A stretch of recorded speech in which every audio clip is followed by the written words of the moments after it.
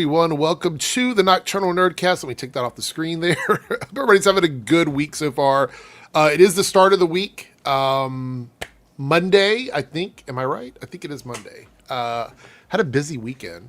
Anyway, it snowed here, so we have a ton of snow on the ground. But I'm actually hungry, so I'm thinking about like tipping someone really good on DoorDash or Postmates to bring me food. Because typically I'll do like double tip and then they'll pick it up immediately. We'll see. We'll see if we get there. We have a few things to talk about tonight. We're going to talk about Zootopia 2, which seems to be doing some crazy stuff. We've got a teaser of Supergirl. We're going to discuss that and the internet reaction. The trailer for The Boys dropped. I haven't had a chance to watch it yet. It's probably going to get claimed, but we will watch it live. So hopefully if you want to watch it with us, you could do that.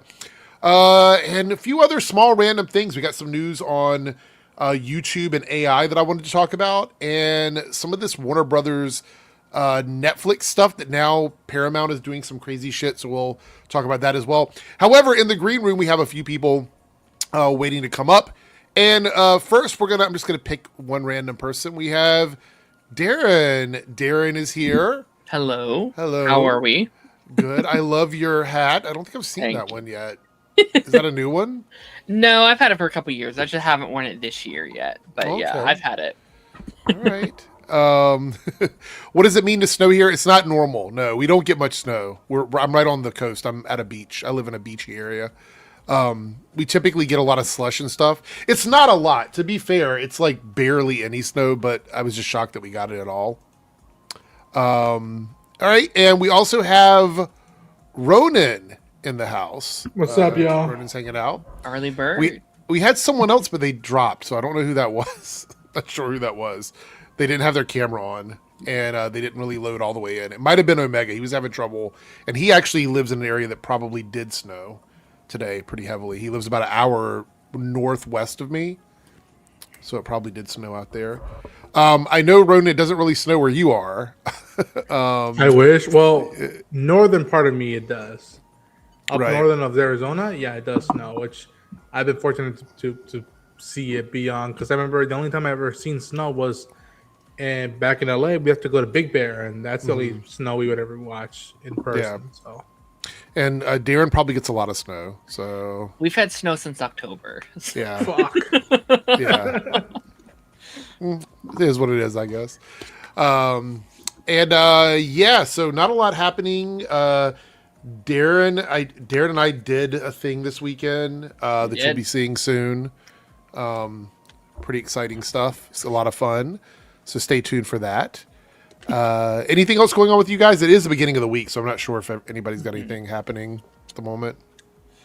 Just planning stuff post the initial volume 1 drop of Stranger Things. I had to really I don't know about you, Darren, but I had to really map out when I would drop videos because I didn't want to just drop everything for 2 days and then be like, oh fuck, I gotta wait till a month before stuff popping up. I was like, okay, start easing stuff for this. Luckily, some Kill Bill or related stuff drop. I'm like, okay, I was planning on doing that, so I can use that.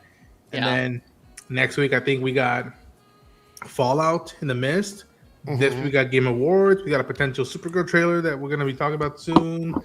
There's rumors about Doomsday and this, and I'm like, okay, as long as there's that bubble going on, and then on top of that, just handling the fucking countdown mayhem of 2 weeks till Christmas. And knowing, I don't know where y'all gonna be at, but I know I gotta travel day off, and it's just like, oh fuck. I think this might be one of the craziest Decembers in terms of nerdom that I've had in the last couple of years of doing this kind of stuff. Like with Stranger Things, Percy Jackson, Fallout, potentially Avengers, Supergirl, The Boys, and it's all the prep for next year. It's insane. It feels like there's something every day. On top of that, the fucking industry is changing as we speak. In time. We don't know the future of the industry could change tomorrow. We have no idea. Yeah. So I think Reed said they got a new job. Congratulations. Yeah. Reed says got a new job. Hell yeah. I know in this economy, it's great that you have a job. So it's awesome. We did have someone else pop into the green room now, and unexpected. I don't typically expect to see him on Mondays, but Joe is here with us. He's told me a while ago he wasn't going to be here on Mondays, and he's only missed like one, I think. So yeah. I don't know how long I could stay though. I probably need to, because I am coming off. You see, I work a night shift on the weekends, so I was up all night last night, and as a result, I didn't sleep much today because I want to readjust to sleeping at night. So I'm like, don't sleep too much on Monday.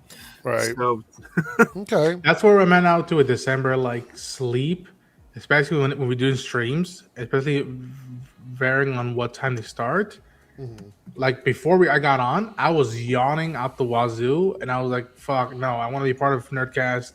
I feel bad that I haven't like been consistent. At least I feel I haven't been consistent. And I was like, "Wait a minute, what am I gonna do?" And I'm like, "I have coffee, ice cream. Fucking just throw some water on my face." I was just telling them, I was like, I'm probably going to order something to eat. Like earlier today, because this is always a story with me, right? So earlier today, we were setting up what we were going to do for lunch. I had to put a desk together. We were putting together a new desk for the other room. And so I was going to be busy for like an hour doing that. And so I was like, we should order food. And then it snowed. I live in a resort area. It doesn't snow very often. So people just don't drive. Like they just don't drive in it. So I was like, I'm not going to order food because no one is going to pick it up. And if they are, they're going to wait for a big tip, which I don't blame them. So I was like, no, I don't want to do that. It was the middle of the day. So we made something here. And then I didn't really have anything except for I ate all of these chips while I was sitting here at my desk. And I'm like, that's not really healthy to eat a whole bag of chips. So, but I've already done it now. So it is what it is. But now I'm thinking I want actual food. So I might order something and then tip big tonight, because of that. So I think that's on the agenda for me. But yeah, with that being said, we have a lot of topics tonight. Did anybody, if you have anything on the panel that you want to talk about, you stick it in the private chat and we'll talk about it like we normally do. Because I know sometimes Darren, Ronan, you guys have some stuff you want us to discuss. Just throw it into the private chat, like with a link or something. It might even be something that I have set up to do. So we'll see. Oh, wait. So Chris says, so does that mean on Mondays Joe is angry? What? On Mondays Joe is angry Joe? Oh, I don't know. I'm not angry. No. He's standing on business. I'm not angry. I'm sitting actually. There's He's actually on business. there's an angry Joe already. Go to his channel and see what he's talking about. I do need to get a good night's sleep tonight though, because I have to sit through a 5.5 hour long movie tomorrow. Got tickets for the whole bloody affair. 4.5, but yeah. Is it 4.5? I think it's 5.5 actually. Are you sure about that? My ass was in that seat for 4.5 hours. Oh, okay. Oh, you actually saw it. Okay. All right. I thought I read 5.5. I don't know if we're planning on talking about it, but yeah. Any way you slice it, I'm gonna be. I should try and do that because to this day I've only seen part one. Darren, I stopped it is. after part one. Listen, beyond what Uncle Quentin has been saying when he's around the campfire, smoking weed and drinking whatever he was doing, or he was and hating on certain actors. Beyond that, which I've already said my piece. That movie, it doesn't make my top 3 favorite of his, but damn it, it's been a while since I've seen it, and seeing on the big screen, seeing Sonny Chiba, seeing Derek Carradine, seeing Uma. Lucy, like it was a religious experience, especially with some sequences. I'm like, thank fucking God I paid to see this in the movie theater. God, but though my legs are like, you better make up for it because, and thank God there's an intermission. There's an intermission, and if I were y'all, stick to the very end after because they put in the Fortnite short, and it's cool to see it on the big screen instead of on your phone. I'll throw something controversial at you. Oh boy. My favorite Quentin Tarantino movie wasn't directed by Quentin Tarantino. My favorite Tarantino movie is one that he wrote but did not direct, and that's True Romance. I love True Romance. That's a hot take because people love that movie and they love that script now. I think I've heard from a lot of cinephiles that like they think their favorite is Jackie Brown, which I like it. I don't love it, but I can understand why they might dig it. The one that like, and I like Death Proof, but it is my least favorite one. I haven't heard a lot of people say that's my favorite Tarantino, which I'm like, hey, kudos. I don't believe Death Proof can be taken on its own. You have to watch the double feature. If you don't watch the full Grindhouse double feature, it doesn't count. So I but just that's just me. I just looked, Rodan, because I was like, you know what, maybe I will. My theater's only showing 4 movies right now.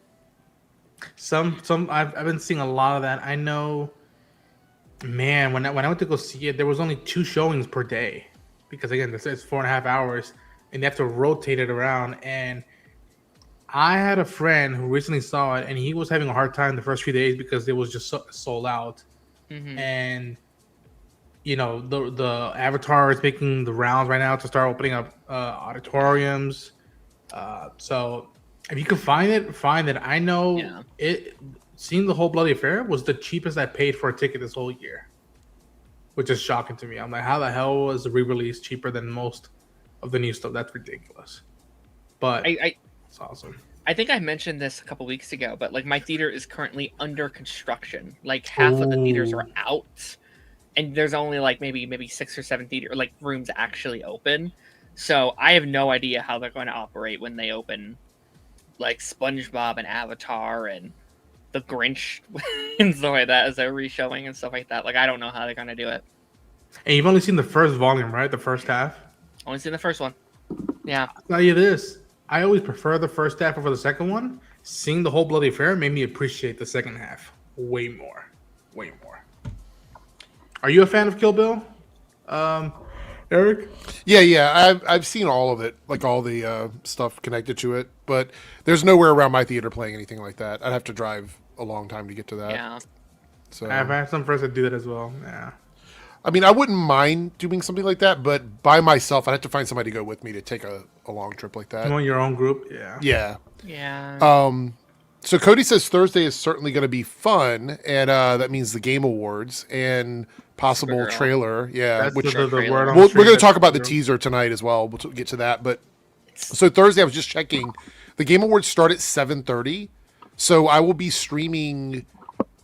I don't know if I'll be at my desk every single second, but I will be streaming throughout the awards, and I might actually start streaming in the other room, like where the decorations and stuff are for Christmas, if we have them up by Thursday. And then I'll leave this room active as well, so I can come in here if I want, just to move around a little bit. Same for me. I'm heading up friends to be like, yo, who's gonna watch it? And then we're just hoping, like, please give us at least bare minimum 2 video games we want to watch stuff out of. And you know what I want there. You know the titles I've been wanting to see more of.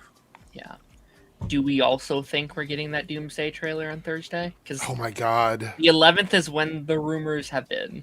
It will be a cluster, but I'm here for it. I mean, honestly, it would be with all the buzz around the Game Awards and the Supergirl trailer, it would be a good time to release the Doomsday trailer as well. So I kind of hope they wait, because I want Supergirl to live on its own. Because if they release Doomsday, no one's going to talk about Supergirl. No one's going to talk about it. They're just plain and simple. Yeah. Like, I'm excited, but like, not Doomsday excited. Like, it's just it's another level. You know what they should do, but it will be a cluster. And I was literally about to bring up that like, because Stranger Things is on Christmas Day, right? They should drop it on Christmas Eve and be like, "Happy early Merry Christmas, everybody! Here's Doomsday." And it's like, that'd be a mess. Rest in peace to all the fucking reaction channels who can't go home for Christmas Eve. Yeah. They'll be doing it from their phones, like trying to react to it on their telephones. Naruto here with the $2 super chat. Thank you, Naruto. Stranger Things Volume 2 posters came out today. I did have that bookmarked, but it looked like it was just pictures of the actors. Is that the poster? Is that it? Is that what it is? Yeah. Okay, we'll take a look at it. We'll take a look at it and see. So I actually ordered McDonald's, so we'll see. We'll see if it gets here or not. Are you gonna get the Grinch? Grinch meal? Yeah. No, I got it. I've heard it's not good. So I heard this Grinch meal's like making the employees angry. Like they're not happy about it for some reason. Like they said, like people are just showing up like in droves for it, and I don't know. Yeah. All I know is that the reason I went for it because usually that combo is what I usually get every other time when I go to McDonald's. And this time I'm like, all right, pay a little extra for some socks. I'm like, all right, why not? Yeah. I mean, I can see getting it for the items that come with it, but I wouldn't buy it You know what I mean? For the is Yeah, there any? Stuff, whatever, Yeah, the weird sauce. drink, whatever it I'm not is. into that. Yeah. Let's see here. I got the bookmark. I wanted to look at this thing for YouTube first before we get started. I should turn a light on. AI, please chill with the AI shit. I should turn another light on. I'm so white. Are you? Don't I look completely washed out? You do look very washed out. Yeah, it reminds me of like when you see the older people that post their pictures, their selfies, and it's like it's nothing but blurs and Or like the flashlight. smudges. Yeah. They're trying to make themselves look better. Oh wait, here's it says, does the Grinch meal come with a pack of cigarettes and shards of glass? No, I don't think so. No, just pickle sauce and socks. The only thing I ever get from McDonald's, chicken McNuggets usually if I'm like in a hurry and I just want to grab something, obviously. But the only burgers that I think are worth getting from McDonald's, to be completely honest, are like the quarter-pound burgers because it's an actual burger patty. The other ones I don't really like, so I did a quarter-pound combo. That's just what I get. It's very, very simple, generic order. Either chicken McNuggets or a quarter-pound combo. I like the chocolate chip cookies. Their cookies are good. Actually, I buy the big box. Like you can get a big, like full 13, like, whatever. Yeah. I usually those, or I will get like if it's working, their ice cream machine is good too. Yeah. I typically only get McDonald's for their fries though. Like McDonald's fries. I are do like the good. fries. Yeah. So now you don't look washed out, Joe. Yeah. Nice. But yeah, so I'll do the fries, but I would like Smash Burger is my favorite fast food burger. I think is like right now. You don't like Smash Burger? Vice. No, I do. I love them. I want one now. That's the problem. Smash Burgers are the burgers are seasoned, the buns are good. It's like really, really good. But my level up from that, which is not fast food technically, but it is like somewhat fast, is Fuddruckers. I think Fuddrucker burgers are my favorite burgers of all time. Do you still have Fuddruckers around here? Yeah, we have 3 of them around here. Okay, so. there's no Fuddruckers in this area, but there's one in Parsippany, New Jersey. And there's a convention I go to twice a year in Parsippany. And really, let's be honest, the only reason I'm still going to that convention is so I can stop at Fuddruckers after the convention. So funny story about Fuddruckers. I used to have one right outside the mall that I worked at, and so I'd go over there, and they would give me discounts on food all the time. And it was so good. The wedge fries are so good. Whatever. That one closed down and became a strip club, like a gentleman's club. So that was no longer one I could go to. So then I went to another one that was a little bit further away, but still your normal size Fuddruckers or whatever. That closed and became a Hooters. So they couldn't go to that one anymore. So I'm like, what is happening? Then there was one a little bit further away that I went to. That one didn't turn into anything. However, the franchise owner shut it down overnight, locked the doors, and changed the lock so that when people came the next day, they couldn't get into work. So that one also went away. So all of these Fuddruckers were owned by the same person. That's why this happened. So Fuddruckers, the company, now came in. We have 3 different corporate Fuddruckers in this area, which means they're all owned by the actual company. We have the sports bar one. It's a smaller one, not a lot of room inside of it, but it's basically for. It's just like an Applebee's or something, but it's a Fuddruckers. And then there's another one that's like a normal size Fuddruckers, which is close by me as well. We still order from those, though. There's one a little bit further away, but it's close enough to take you can get there like an hour or so. But anyway, my point is, Fuddruckers is the bomb. It's my number 1. Smash Burger is now my number 2. Five Guys has fallen off my top 3 list. I used to have them in my top 3. I don't really have them in my top 3 anymore because I actually like. And you guys are going to think I'm crazy on this, but I love IHOP's burgers. They have like gourmet burgers at IHOP. IHOP's really burgers are so good. Yeah. Yes. Yeah. So I didn't even know they had burgers. Oh my God. Yeah. They have some of the best burgers. And you can order them at like 4:00 in the morning. It's crazy. They have a burger pancake combo meal where you can get burgers and pancakes. I don't know why I know that. It's not like I've ordered that. Oh no, I didn't know that. That's gonna brew some madness. So Jake has arrived. Chat, get ready. Drop the emojis. I feel like they're coming. Jake Sully. Yeah. What's up? All right, so let's go. IHOB. Yeah, when they were saying they're going to rebrand as a burger place. I do remember that. That was So funny. many people took that seriously too, and then when it was a month-long promotion, and when the promotion was over, all these idiots on social media are like, "Oh, I see that burger thing didn't work out for you. You're crawling back to." It's like you people are so stupid. They still sold burgers. They did, and their burgers are really good. Yeah. Okay, so we got this news here. Remember we talked about how AI is not going away, and we're just going to have to figure out what we're willing to put up with.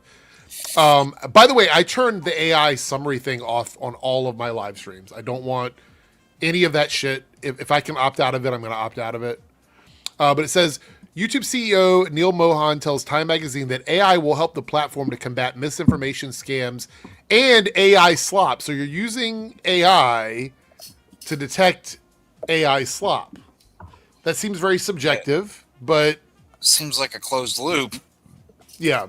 It says here, AI will make our ability to detect and enforce volatile content better, more precise, able to cope with scale. Every week, literally, the capabilities get better. So the issue with this is I have seen many people with actual channels that didn't do anything wrong getting flagged by AI to have their channels shut down, and then appealing to YouTube and having to jump through a million hoops to possibly get their channels back. And some people never get their channels back because AI detected something and decided that the channel was doing something wrong. Yeah. Now, I will say this, the size YouTube is, I don't know if they have enough people, like if they can have enough people to monitor the amount of content that's coming out. So I do think some sort of algorithmic checklist, like tells a person, hey, you might want to watch this and see if this is good or bad. I think letting the AI make those decisions is the fucking problem. Like, if the AI detecting something and flags it for a human being to sit down and look at, I feel like that's a fair step forward for them. But if the AI is literally capable of like deleting your channel and then also responding to you, talking to them, you know what I mean? Because like the help center is most likely going to be an AI prompt in the beginning before you can ever talk to anybody, if you ever talk to anybody.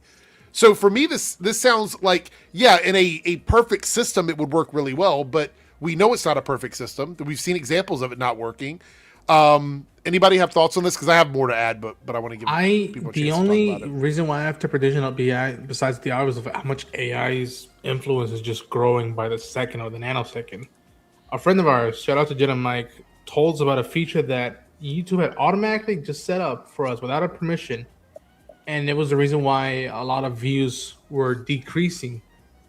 And a lot of us flipped it, and then next thing you know, our views were going back to normal, or even adding up more. And it's just like, if they wanted to do this without our permission, which one of them was it? There's a lot of them. Which one was this? Auto dubbing. It was the auto dubbing for AI, I think, and it was just like, how you didn't ask for our permission.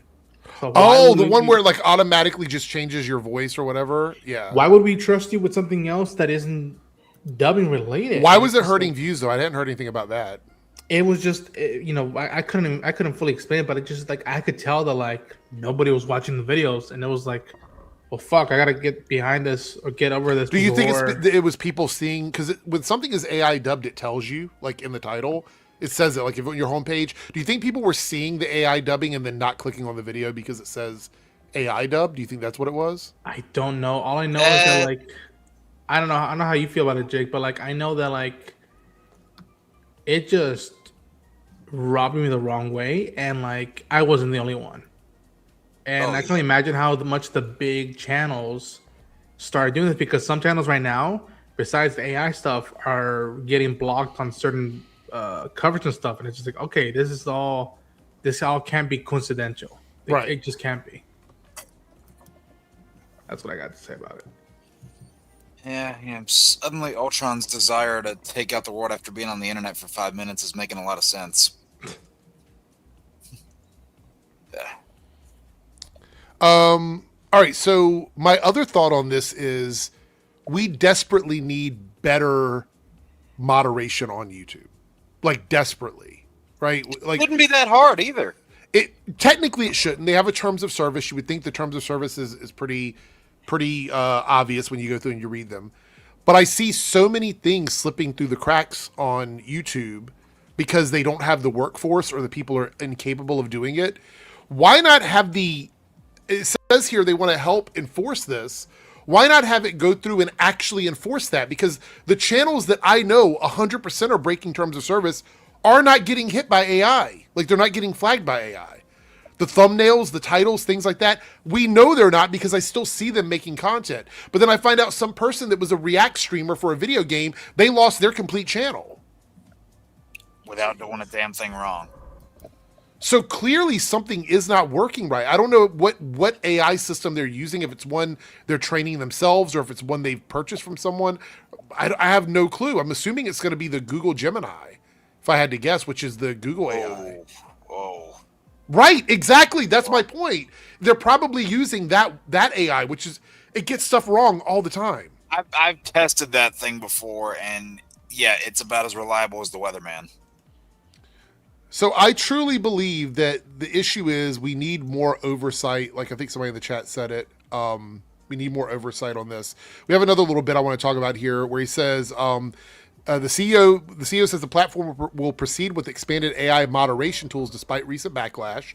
He also added that AI will enable a new class of creators who previously lacked the skills or equipment. Okay. Still worried. Darren, you're muted or something. Insert eye roll here. We can't hear. Is he muted for everybody else? I can't hear him. I can't. Hello? Can you hear me now? Yes, Okay. yeah. I saw you destroying that. What is that, popcorn? Kind of reminds me of that Incredible story a little bit. When everyone's a YouTuber, is anyone really like? Right. If everyone can just do stuff. Am I the only one that can barely hear him? He's like going Really? in and out. Wait. Okay, hold on. I'll fix it. You sound That sounds clear better. right now. Yeah, you just sounded clear. Just now. I was going to say, right just then you were fine. That's weird. I don't know why. There you Okay, go. yeah, it sounds fine now. That's so weird. But like, if anyone can just do this without having any skill or equipment, what's the point? Right. What's the point Right. if you don't have to put any amount of Effort, work yeah. or effort? Like, I'm all for making it more like accessible for people. I think that's one of the best things that TikTok has done for like the social media sphere. There's faults of that platform for sure. But what's cool about it is everyone can kind of get on board and have their own take on things and do that kind of stuff. But if you're doing it without actually putting in any work or effort of your own, then what's the point of doing it? What stamp are you putting of your own? My biggest thing with the whole TikTok side of it is, and this is, I think, definitely the bigger faults with that side of things is that it has encouraged and enabled the already dwindling attention spans of people. Yes, yeah. Just look at things in very short time frames. So not only do they only have like 5-10 seconds of interest at max before their attention goes away, but also whenever they see something like that, they react very instinctively in the moment without actually taking a second to think, oh, okay, is this legit? Is this right? How do I feel about this? And if it's something that they instinctively disagree with, they say, oh, fuck you, and then they move on. It's like... Well, the other thing is they could be using this AI to assist people who actually have the needs, like people with disabilities that need to have access to YouTube in a bigger way. Why not do that instead of going, hey, we're going to make a bunch of things super easy for people just so we can make more money on ad revenue by making AI slop, which is exactly what he said that the AI was going to be doing, was going to be detecting slop. But here he's like, oh, that's what we want. A new class of people that have no skills or equipment making content for YouTube. Like, it's literally the opposite argument. That would be AI slop. If you have people making stuff that don't have the skills to do it, that's literally slop. Oh my God. Anyway. We got some super chats here. Let's go ahead and look at these. Columbia Rican, good to see you with a $5 super chat, says, happened to a progressive YouTube channel I love watching, Galactic News Network. He's currently on Twitch. So he lost his YouTube channel and now he's got to stream on Twitch exclusively. That's pretty crazy. Not sure. I don't know the name. Larger channels have a better chance of getting reinstated. Smaller channels are gone. Like, if you have a channel with less than like 100K subs, forget it. They don't they don't give a shit. If your channel's gone, it's gone. Why did my screen change to my what the fuck?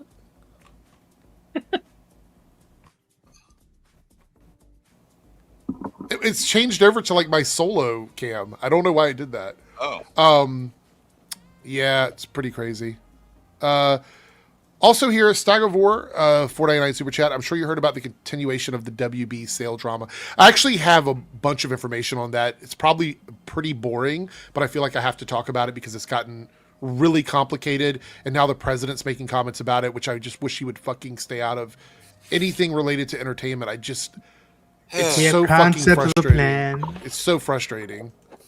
So frustrating. I don't think even during his first term, I don't think I had to talk about him at all. I was able to ignore him when it came to this first term. This time it's been impossible. It's literally been impossible. These comments are hurting my ears. I actually thought I texted you this yesterday. Like I thought since everybody's pretty much against this Netflix deal, MAGA is out there saying that Netflix is woke. They don't want it because Netflix is woke, which is stupid. Yeah. But I was like, these guys might actually be useful idiots right now. Yeah. Like, if we could get like Trump to block this on the account of, we can't have the woke takeover, it might be a case of dumb guy did dumb thing, but it worked out because he wants Paramount to buy it, so it's not. It's not a good thing. Thing. That's the thing. It's like I don't know which is worse. Netflix. So you have Netflix that's threatening theatrical health and like in terms of theaters, and then you have Paramount that wants to put out propaganda. So it's like, right. We have Paramount. It's gonna be fantastic. Lose-lose. Yeah. It's gonna be great shows. Okay, the whites are gonna be great. Sydney, she's gonna be great. She has really great genes. Cody said I went to a sold-out showing of... Oh, go ahead, Darren. Sorry. I was just say, like, it's so weird that Paramount is the one that's so, like, in that pocket of the world. Because wait till you hear what's going on. I don't know if you guys have read the news, but I made a little summary of everything that's happening. It's pretty crazy. All their IPs are so fucking woke. Like they have such woke IPs. Look, all the people that want them to buy Warner Brothers right now just attack Starfleet Academy, which is a fucking Paramount TV show. The only good stuff that's on Paramount is the stuff they're borrowing. I mean, listen, they have Star Trek, which is a very woke IP. They have Ninja Turtles, which whole thing is about like being different and being unique. They have Avatar. Bro, Avatar's the wokest show that's ever been made, and that's obviously a positive thing. But it's so weird that these same people are like, no. I have been told by, I'll say who told me this. Degrassi Knowles. I don't know if you guys know Degrassi Knowles in the chat. He's often in the chat and he's in a lot of streams. But he works in the industry. He knows some things. And he told me that the Ellisons' plan is to change Star Trek. They want to transform what Star Trek is because they know it's a cash cow, but they're opposed to the political viewpoint of Star Trek. I mean, I don't. I mean, they got UFC already, and I'm not saying I hate all of UFC, but over the past few years, we've been seeing where that's been hitting out, and it's just like, here's the thing, and I don't even know where I feel about it right now. It's just that like, and I told y'all I like Netflix. I like some of the shows I see on Paramount Plus. Warner Brothers being bought out a third time in the past 10 years is not a good thing. It's not, especially right now. Yeah, and like I mean, again, I don't want to keep making my impressions one up, but I wouldn't be fucking surprised if Paramount wins it and he just goes, I want Jessica Rabbit, I want it now, and like you see a bunch of stuff that like God, help that character in any way, but it's like it's a FUBAR scenario. Yeah. It is a legit FUBAR scenario, and I can only imagine what the directors and writers, big names, who work with Netflix right now and where they're at, be like, so what are you gonna help the theatrical experience or what? No. Like, wait! I compiled a nice little package where we talk about all of it. I have every single bit of information about it, so I'll read it all out here in a minute. Five Nights at Freddy's 2, though, I again have no interest in it. It's not really my thing, but apparently it's doing much better than they projected. Has anybody seen it, or does anybody care about it? I mean, I don't know. I don't care about it, but I heard the opposite. I heard it's bombing. Yeah, I was about to say, I saw the exact Well, opposite. I'm not saying it's not doing well. It's doing better than I guess what they thought it was going to do, but that's still not enough to like I make mean, it it was a. number one at the box office this weekend. Like, it's still doing. What else I think was at it's the box close. office, though? Zootopia Well, let me 2. see. Yeah, Is let me that- see. I don't. like- I think that's an opposite audience, though, right? I don't think that would be the same Yeah, audience. I mean, I so. think like it also doesn't have a massive budget too. I think is what some people are forgetting. I'm Like, gonna it's look and not see like if a- Louise talked about what a it. double feature that would be: Five Nights at Freddy's and Zootopia. like I isn't a budget s- like 130 million? Like it's a pretty decent sized budget. I don't know anything about the Five Nights at Freddy's franchise. I've never played a game. I don't know anything about it. But I went out and saw the first movie in the theater. It's the Henson Company. I'm like, I got to see this. Yeah. And it was the worst theater experience I've ever had in my life. It was all drunk people. Everybody was drunk, yelling at the screen. It was totally obnoxious. And then we had the whole Minecraft thing, which tells me gamers are obnoxious theater goers. Well, That's the my ones that take played away. those games for sure, yeah. All right. See what was. Oh, let me open up over here. What was big came even better for Five Nights at Freddy's sequel at U.S. box office with actuals 1 million higher. PG-13 Five Nights at Freddy crushed industry projections with a strong 64 million on the biggest 3-day opening ever on post-Thanksgiving weekend.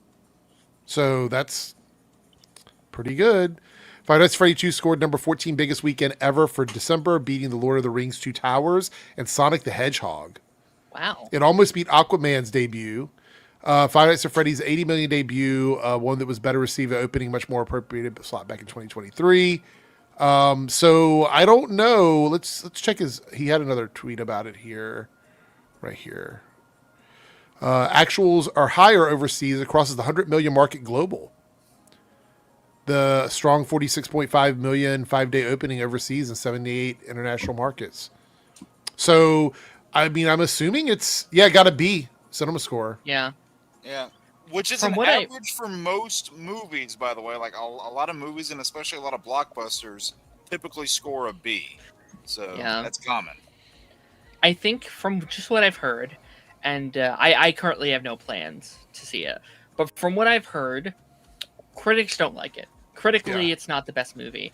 But if you're a fan of the lore and the characters in that world, you will like it. You will enjoy it. It feels like it's a movie that's hyper fixated on the fans' enjoyment, which is nice, which is good for those guys. But as someone who hasn't played the games, I was like, well, I'm just gonna skip this one because like if people who don't know the games don't like it, then I'm probably not going to enjoy it, as I'm not going to get the references, the Easter eggs. That's kind of how I felt with Minecraft too.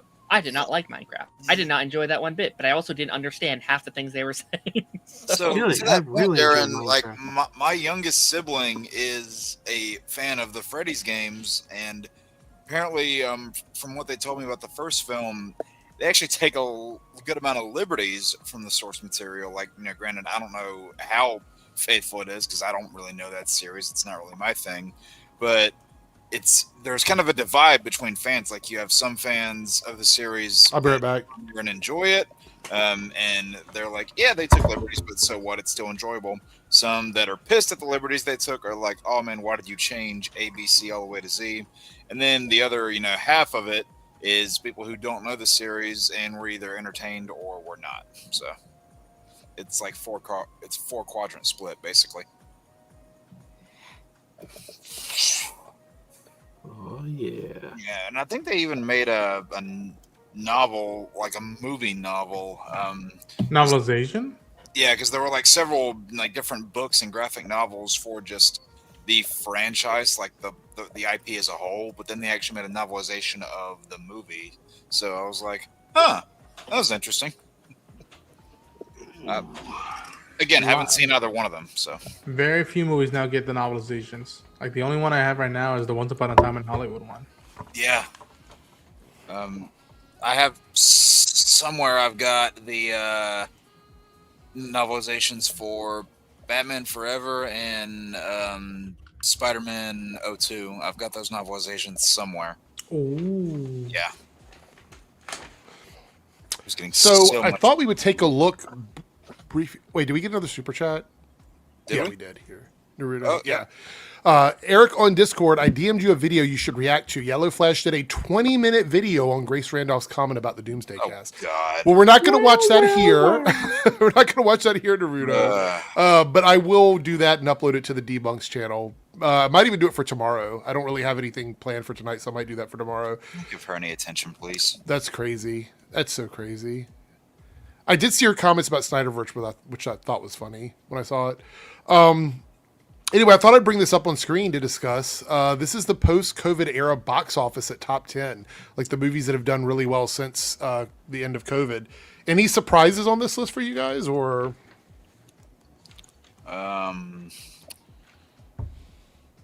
I mean, I guess at the time, maybe not now with how like big it got, but I guess Barbie was a little bit of a surprise initially, but. Yeah. Barbie Maverick. was one of those movies that sounded on paper like a bad idea, sort of like the Lego movie, and then you saw it and you're like, oh no, that was really good. Maverick, Yeah, I mean- I think. Yeah. Barbie was a consequence of social media. That was the big thing. It did well because the Barbieheimer movement. Yeah, picked up, that- and it was that- a big event. part of the movement really helped. Yeah. I was also really shocked, and I'm glad it is, because I think it's probably the best movie on this list. But at the time, Top Gun Maverick making $1 billion was crazy. Like, Yeah. I'm glad it did. It's a great movie. It has its fans, but it's not like on the like legacy of like your Spider-Mans and your Disneys and your Marios and your superheroes. Like Top Gun is like has a cult following, but like it Right. just came out at the right time and had just the right marketing. It had just the right vibe. Like it really picked up. And that You know that what was surprised cool. me is, and honestly, is Moana 2. Not because I don't think Moana is a good brand, but that was like a series of TV show episodes pieced together into a movie. So I'm kind of shocked. Moana 2 is just popular. It's arguably Disney's most popular brand at the moment.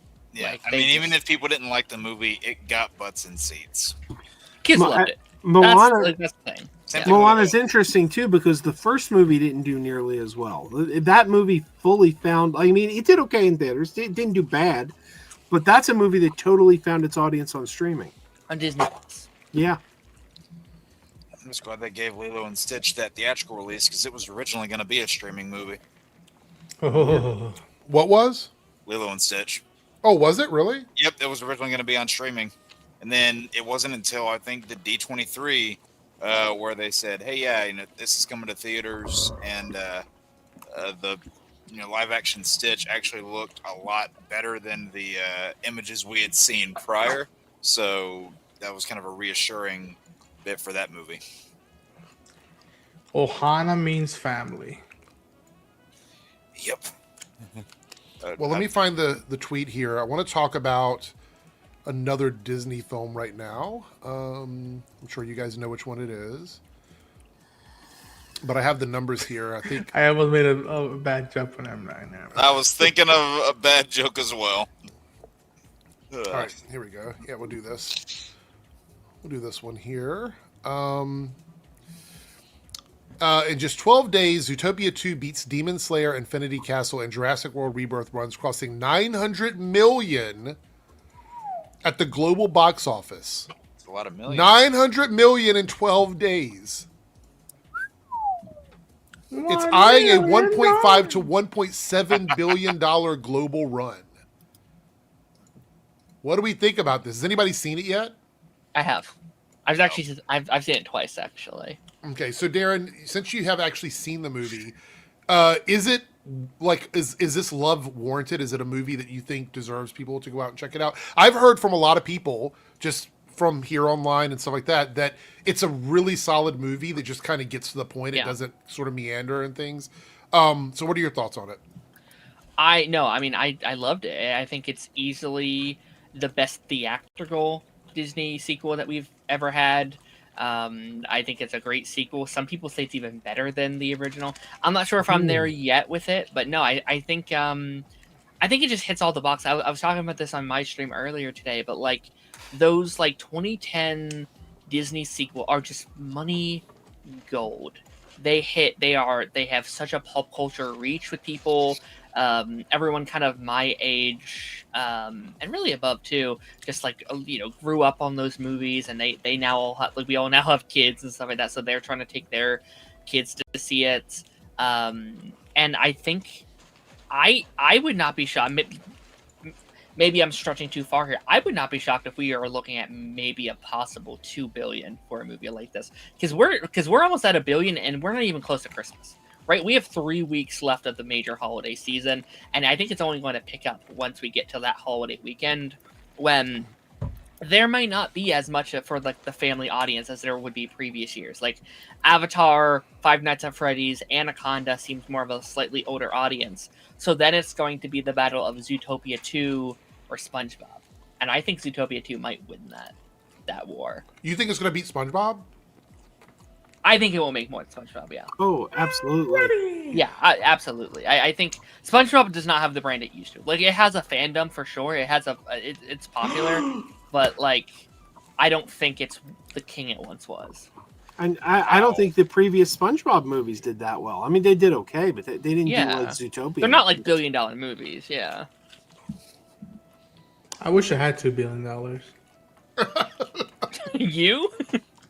You wish you had? Yeah, sure. $1 billion that I could pay off the tax and be like, yeah, fuck you, leave me alone. And then the $1 billion, I would just run naked in the lake. Doesn't this also born in the USA? Oh, okay, now that's the question I want to just throw out there. Oh no! So everybody gets $2 billion. Say you use $1 billion to pay off your taxes. What are you doing with that other $1 billion? Robbing a bank. What? You already have money, Darren. You go full Ocean's 11? It's about the game. About Can I sending do a it? message. I'm moving to Florida and becoming a Disney vlogger. Wow. I would play low key for 6 months, but like, yeah, just still looking and acting the same. And then you start seeing stuff pop up on my screen from behind and be like, oh, look at that statue. Oh, look at that standee. And then, like, I might do a vlog and be like, what? And I probably hit up the guys and be like, Darren, Jake, do you guys want to hang out on the weekend? Like, how? I'm like, there's a plane. You're on, be there in an hour. I'm on your porch. Okay, there's only one thing I don't like about what you just said. Why? The fact that you stole it from me. Oh, really? My bad. That's exactly what I was going to say. No, it's fine. It's fine. But, no, that's exactly my same thought, too. Is like, just slowly deck out this place, like, bit by bit. Yeah. I would tell everybody, like, turn off your alarms. Nobody goes to work for the next 2 days. Just relax. And you guys would be like, really? I'm like, yeah. Just relax. Yeah. Fucking whatever you would earn that day, I'll give it to you. Don't worry about it. Just relax. Can I... Oh, sorry. Go ahead. No, I was gonna say, you know what else I'd do? I would totally fund Little Movie Perp's movies. Like whatever movie Little Movie Perp wants to make, I'd be like, you're funded. Make it. Wait, you meant little perps or little people? Yeah, Little Movie Perp. Oh, okay. Yeah. I just thought of a really bad joke, and I'm not going to say it. No, don't say it. I'm not going to say it. If I may, just like really quickly about this like Zootopia 2 of it all. Yeah. I do just want to point out, Moana had these same kind of numbers, but they didn't get here into the end of the holiday season. They got here like, I think, beginning of January, after the Christmas rush has happened. I think it's very impressive that they got here just 2 weeks after Thanksgiving. So again, they have these next 3 weeks to fucking make bank and to really cash in. And I also want to, this is something I had to ask you guys about, because I think it's important to like kind of address this. We all know that they keep saying Disney is dead and blah, blah, blah, and all these other things. Disney's going to end the year with this movie and Avatar. Mm-hmm. So we're talking possibly, if you're right, Darren, and Avatar works as expected, a $4 billion month for Disney. This could be a $4 billion month for Disney in terms of like both these movies being in the box office at the same time. And then next year, like just Toy Story and Avengers alone is going to get close to that for them. Plus, you have Mandalorian, which will make a lot of money. I really hope that. I saw Ronan just got perked up. Mm-hmm. I really hope that does well. Moana is going to be a $1 billion movie easily. Yeah, I really hope Spider-Man does well. Spider-Man 4 is going to probably do very well. Like next year, they're looking at like a Probably their biggest year since 2019, easily. That's what's getting on my nerves though with the whole Spider-Man thing is I see all these people and Well, it's Sony. I was even talking to some of the guys about this and they go, "Oh, Sony's gonna mess this up. Sony's gonna mess this up." It's like Sony's not making the movie. They're not actually making it. Like they're only distributing this product. They're not actually making it. You know, the stuff that they made in the last 5-6 years, the Spider-Man less movies, yeah. They were the ones that messed those up because that was just bad idea after bad idea and then worse idea and then worse execution. They're not the ones making this movie. So the whole people saying, "Oh, Sony can't mess this up," or "Sony's gonna mess this up. They're gonna do this. They're gonna do that." It's like, no, they're not. So, do we think that? Do we think there's a potential for Disney to have the biggest month it's had this year in December? Oh yeah, Oh, easily. absolutely. I mean, just with like Zootopia alone, already beats out everything else they did this year. Because nothing else really did great this year, right? Like I think the biggest outside of this has been Fantastic Four, and even then that was like it made money, but not like Disney's a lot had of a money. solid year. Disney's had a pretty solid year because Snow White didn't do great. Should have, but it didn't. But Fantastic Four and Thunderbolts both did respectable. You had Lilo and Stitch was a $1 billion film. Zootopia is Lilo and going to be Stitch, that's what I'm huge. forgetting. Avatar is going to be huge, and Predator: Badlands did respectable business too. It was the Well, highest this year, grossing film in the this year was Predator also franchise. Moana 2, right? So Yeah. that was No, the that was last year. That was that was last year. Last year. Oh, it was end of December. last year. Yeah. I guess kind of both. Like it ended its run this year technically, but yeah. Just thinking what they had here. Yeah, I know. That's why I have my camera off. I was like, I'm not going to eat on camera. Like, no, I'm not going to do that. I'm not going to give the people what they want. So anyway, we have some super chats, I think, or at least a super chat. So we've already done that one. Never mind. We got that one. That's what it is. Got what? What did you say? I said you just can't put any of your product placement on camera. That's what it is. Oh yeah, that's right. It would be in conflict with Smashburger, who is sponsoring me right now. So can't do that. Oh my!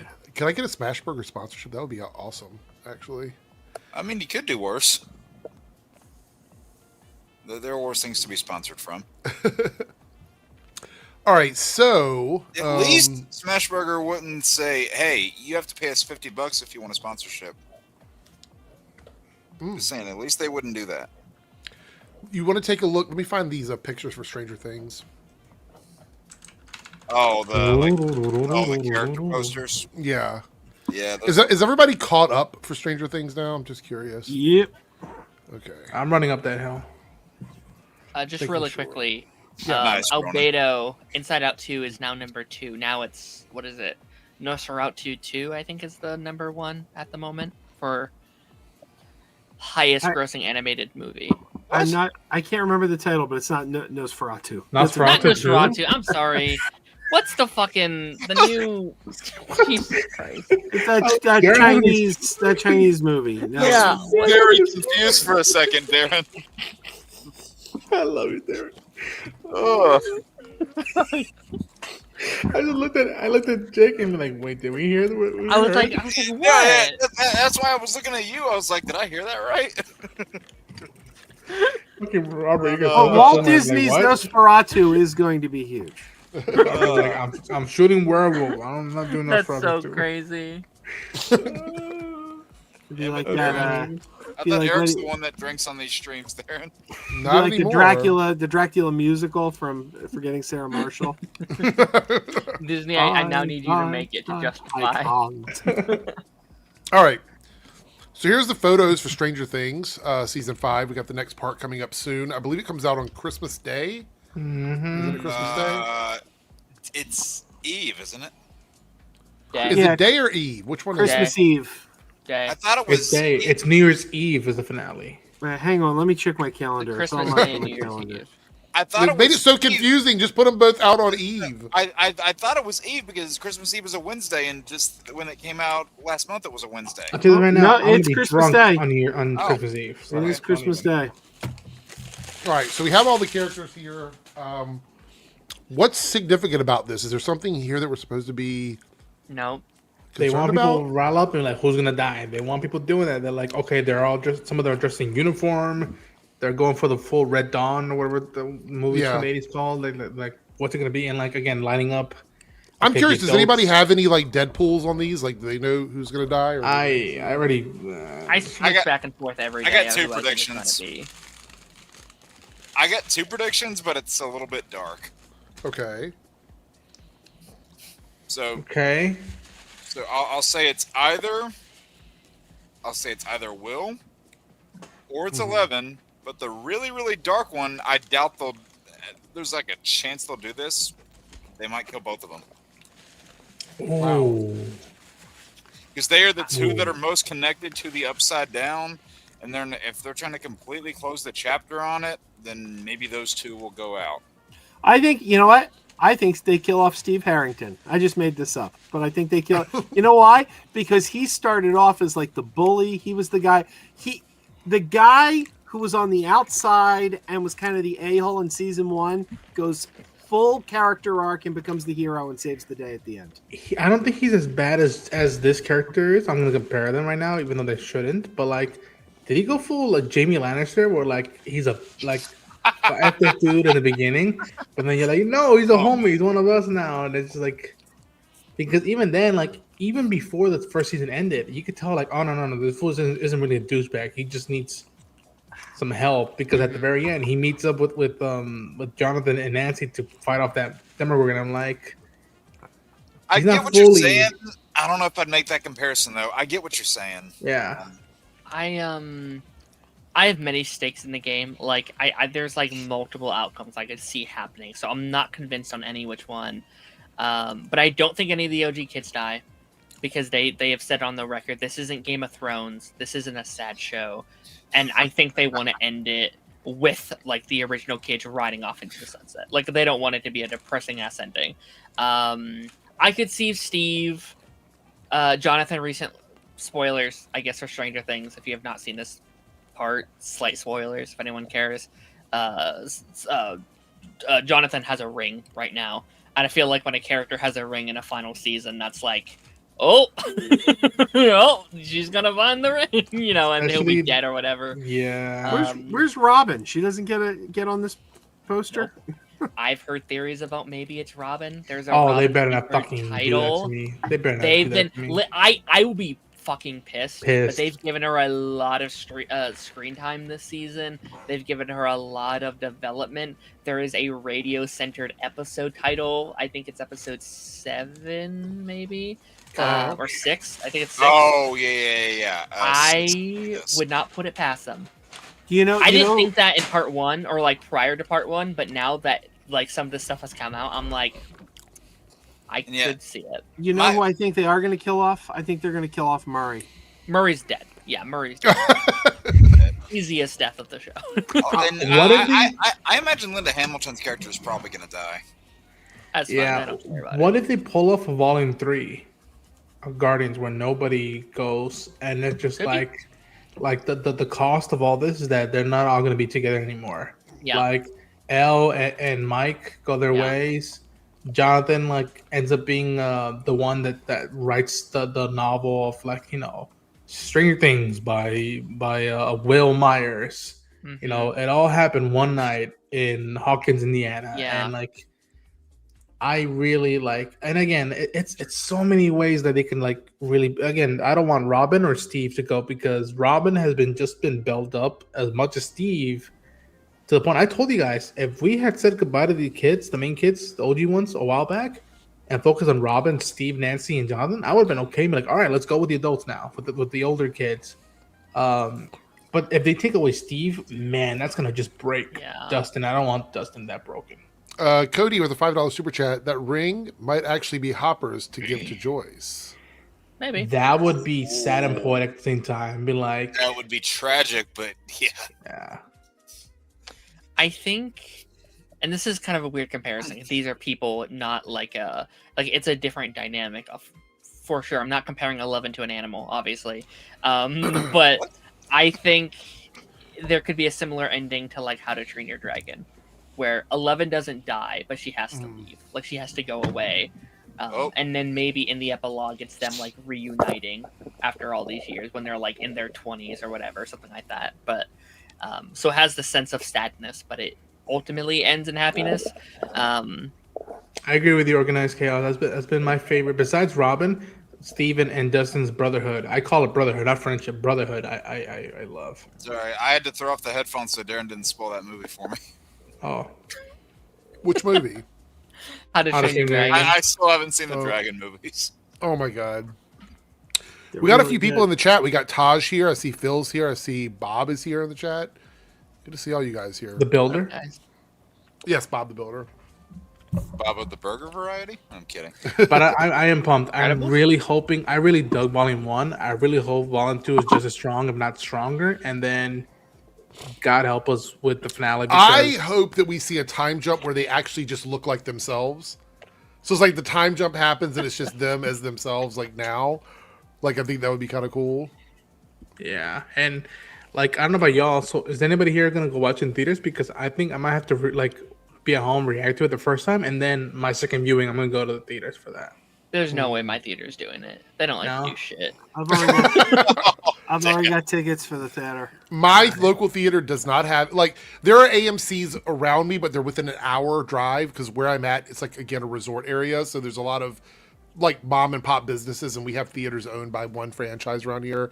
And it's all, like, dine-in, high-end type stuff. They don't do any of these, like, special events or anything like that. So it really sucks. I don't know why. Maybe the barrier of entry for them is too high. Maybe there's some loops they got to jump through.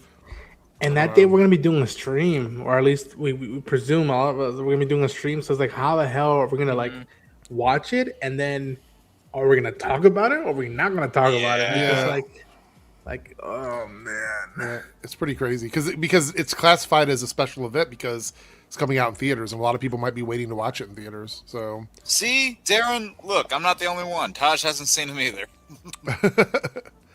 got some Lance? super chats here. $5 super chat from Lone Wolf. So we are getting The Boys, Invincible, and Daredevil all around the same time next year. Yeah. Sweet. Eric milk the reviews or make shorts per episode. So what you mean is we're getting one good show. Which Oh, one? fuck off. Which one? And it won't be Daredevil. oh, Yes, it will be. Oh, Actually, it probably will be. It will be Daredevil. Daredevil's the only one I'll be watching, but hopefully it's better than last season. well, I will probably. I don't remember if I mentioned this on stream or off stream, but I think what I'm going to do is I'm bringing back my rant and reviews, but they will be 3-minute shorts because I feel like I can get all my thoughts in per episode in 3 minutes, and then save the longer discussions for the live streams. So that's 3 what I plan minutes- on doing. So 3 minutes of playtime. Yeah, pretty much. I gotta cover Invincible and Daredevil. I'm a huge Invincible fan. I might cover everything in 2026 just as Yeah. shorts. It would be really easy because I could sit down here and StreamYard and make them. Ronan, Robert Kirkman's not going to send you a love letter. I'm not asking for a love letter. I just want just deliver on season 4, man, because you just cast Lee Pace as Thrag. That's like, Yep. yo, Yeah. that shit better fucking. No, I mean, I watched like a season and a half of Invincible. I'm like, okay, I'm done. And then I got halfway through season 3 of The Boys. I'm like, all right, I'm done. It's funny you should mention Lee Pace. I was just telling somebody about Pushing Daisies the other day. Someone never saw Pushing Daisies, but you gotta watch that show. Can we bring up Cody's comment just like really quickly? Yeah, let me see. Quick here. I've seen that rolling around as well. Ooh. I don't know if they can though. I mean, I guess they could, but then that pushes back Vision Quest to most likely 2027. Yes, yeah. That And- the TV shows might not affect the movies like that, but it'll definitely affect the other TV shows. Right. So it's like, can you? I guess you could, depending on what happens in Doomsday, right? Like, Yeah. and I guess you could make it a prequel as well if you wanted to. But like, I will say this: anything connected to this old lineup of stuff probably has to air prior to Doomsday. yeah, Because it can't air in between Doomsday and Secret Wars, because I have a feeling Doomsday is going to shake up stuff for Yeah. that in between time. and again, like you could make it like Ant-Man style, where it's like before the events of like or like Infinity War and Endgame. You know, like Captain Marvel was also a prequel, where it's like before these events. But I think I would just prefer get everything out. Then you have Doomsday. We have a year off from basically everything outside of maybe a couple, and then going straight into Secret Wars. So Lone I thought you might want to respond to this, Jake. Yeah, so I was actually typing it, but then you brought it up. So I like Jensen on the show. I think he plays a good character. I just stopped like a year plus ago whenever I was watching the show because I was watching it in the middle of summer. I just stopped like 5 episodes into the season and I just never went to pick it back up. That's really all there is to it. I'm intrigued by Vault Rising. I'm intrigued by Vault favorite. Rising, the prequel series. So we'll see how that goes. We got some more super chats here. I will say yeah, this: for anybody who thinks that the show The Boys is kind of fucked up, I for season 1 I was like, this is kind of messed up, and I went and I read some more of their comics, and I'm like, oh, this is like 10 times worse. like the books. The Boys. I'll be honest. I think the Boys show is better than the comics. Personally. It's Garth Ennis. He did Preacher. When you look at the material in the books, the show is like kindergarten. It compared is. to that stuff. I think the comic book is a much more difficult process to get through. Yeah. I mean, I haven't read it yet, but all I know is that in Preacher, Garth Ennis put a hayseed and a chicken alone in a barn, and I was like, "What the fuck?" Man? Yep, that did happen. Mm-hmm. Big Bang Theory Sheldor here with a $5 super chat says, I could see Hopper dying, honestly. Also, I'm concerned that Netflix will release Harry Potter all at once and Lanterns. Also, The Boys is the best. So to the Hopper thing, they already did his fake out death. It's been once. cop They're out not gonna- already. Yeah, They're not going to do that again. even this volume when he was the whole Dynamite stuff, I was just like, if that wasn't gonna be it, then That that's pissed me off. I think I've talked about this with actually probably a couple times on here, so I apologize, but I think his arc needs to be that he actually lives, right? Is because like his entire thing for the entire show has been like willing to sacrifice himself for everybody at every turn. And I think his arc needs to be like, oh, it's okay if I don't do that. Like, it's okay that I actually do live and I make it out okay and I deal with my grief. So Yeah, it's like for the entire show, like he's been willing to fight to die, but I think he actually needs to fight to try and live. yeah, 100%.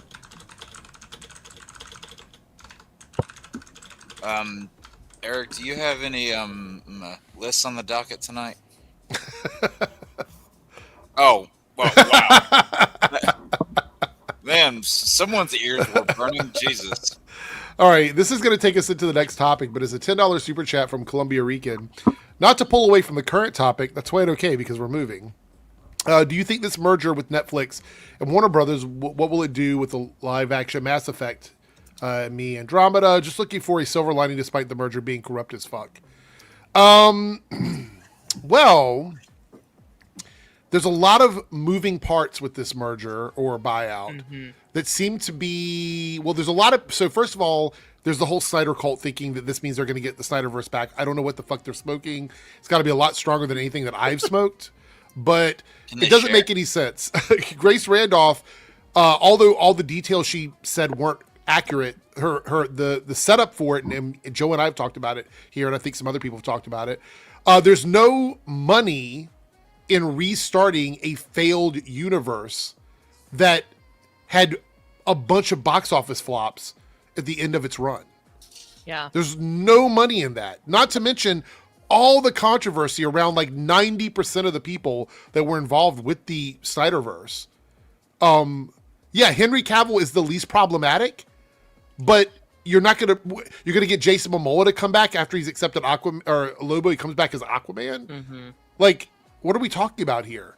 Gal Gadot coming back as Wonder Woman after what happened with Wonder Woman 1984 and all the drama surrounding her. Like, I just don't see there's no and we have to remember this is mostly going to be a financial thing because that's what it is. I don't see any financial reason for them to even think about the Snyderverse while they're taking this shit. Like, what's so funny is like, and this also would not happen, but what's really funny is that they technically have more financial backings to be like, hey, those CW shows did really well for us. We had those on our network for 10 years. Let's bring those back. That also is not going to happen. I don't want to like try to push an agenda, but they have like written proof on their things. Like, well, these were at the top of the streaming charts for like 10 years straight. People were always watching these. Even though you got TV people shows. like Campia that want to try and discredit them. Like, especially for Netflix themselves. Like, you can talk about like the outer stuff or like Warner Brothers as a whole all day, but for Netflix as a streaming service, those shows did very well for them. Look, some of the other shows like Arrow and Flash don't necessarily make much sense to bring back the way they wrap things up or whatever, but you could bring back Batwoman. That show had a cliffhanger ending. Just bring it back. Javicia is still capable of doing the role. It's only been a couple years. Well, it was funny that you talked about that because I remember when Stephen Amell was on Rosenbaum's podcast and they said, you know, if they came to you with an offer to do like a limited run on Arrow, would you do it? And he's like, yeah, I would do that. Don't know what sort of story they would do. I mean, it would probably just, the thing that I can think of off the top of my head is kind of an expansion of what you saw when he came back in The Flash. Is just like a, you know, slice of life Spectre show. That sounds really stupid saying it that way, but it's the only thing I can really think of. You know what CW show I'm sorry. No, go ahead. You know what CW show I can see them bringing back as like a limited series event or something, sort of like they did with the Gilmore Girls. I don't think it would be anytime soon. I think it would be years down the road. But I wouldn't be surprised if at some future point they brought Smallville back. Oh, Smallville? Those actors are still friends. You know, with Welling and Rosenbaum. Allison Mack is out of jail. I mean, actually, they've tried to like relaunch it in some kind of animation. I could see them being like, you know what? Let's bring this back and do like a. Why would you want to bring back mediocrity? Oh, I could see it. Ooh. I mean, listen, I could actually see it though, because like they have been trying, they pitch that show once a month. It feels like Michael Rosenbaum, Tom Welling, they keep coming back and they keep saying not now, not now, not now.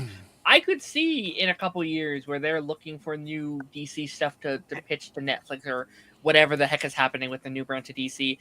Listen, there is proof of concept because they do have the podcast that does well on YouTube. Like those podcasts. That podcast does bring in numbers each week. Oh, the Talkville thing. Talkville brings in decent numbers, so they could be like, sure, cheap little animated show that lasts a couple seasons, go for it.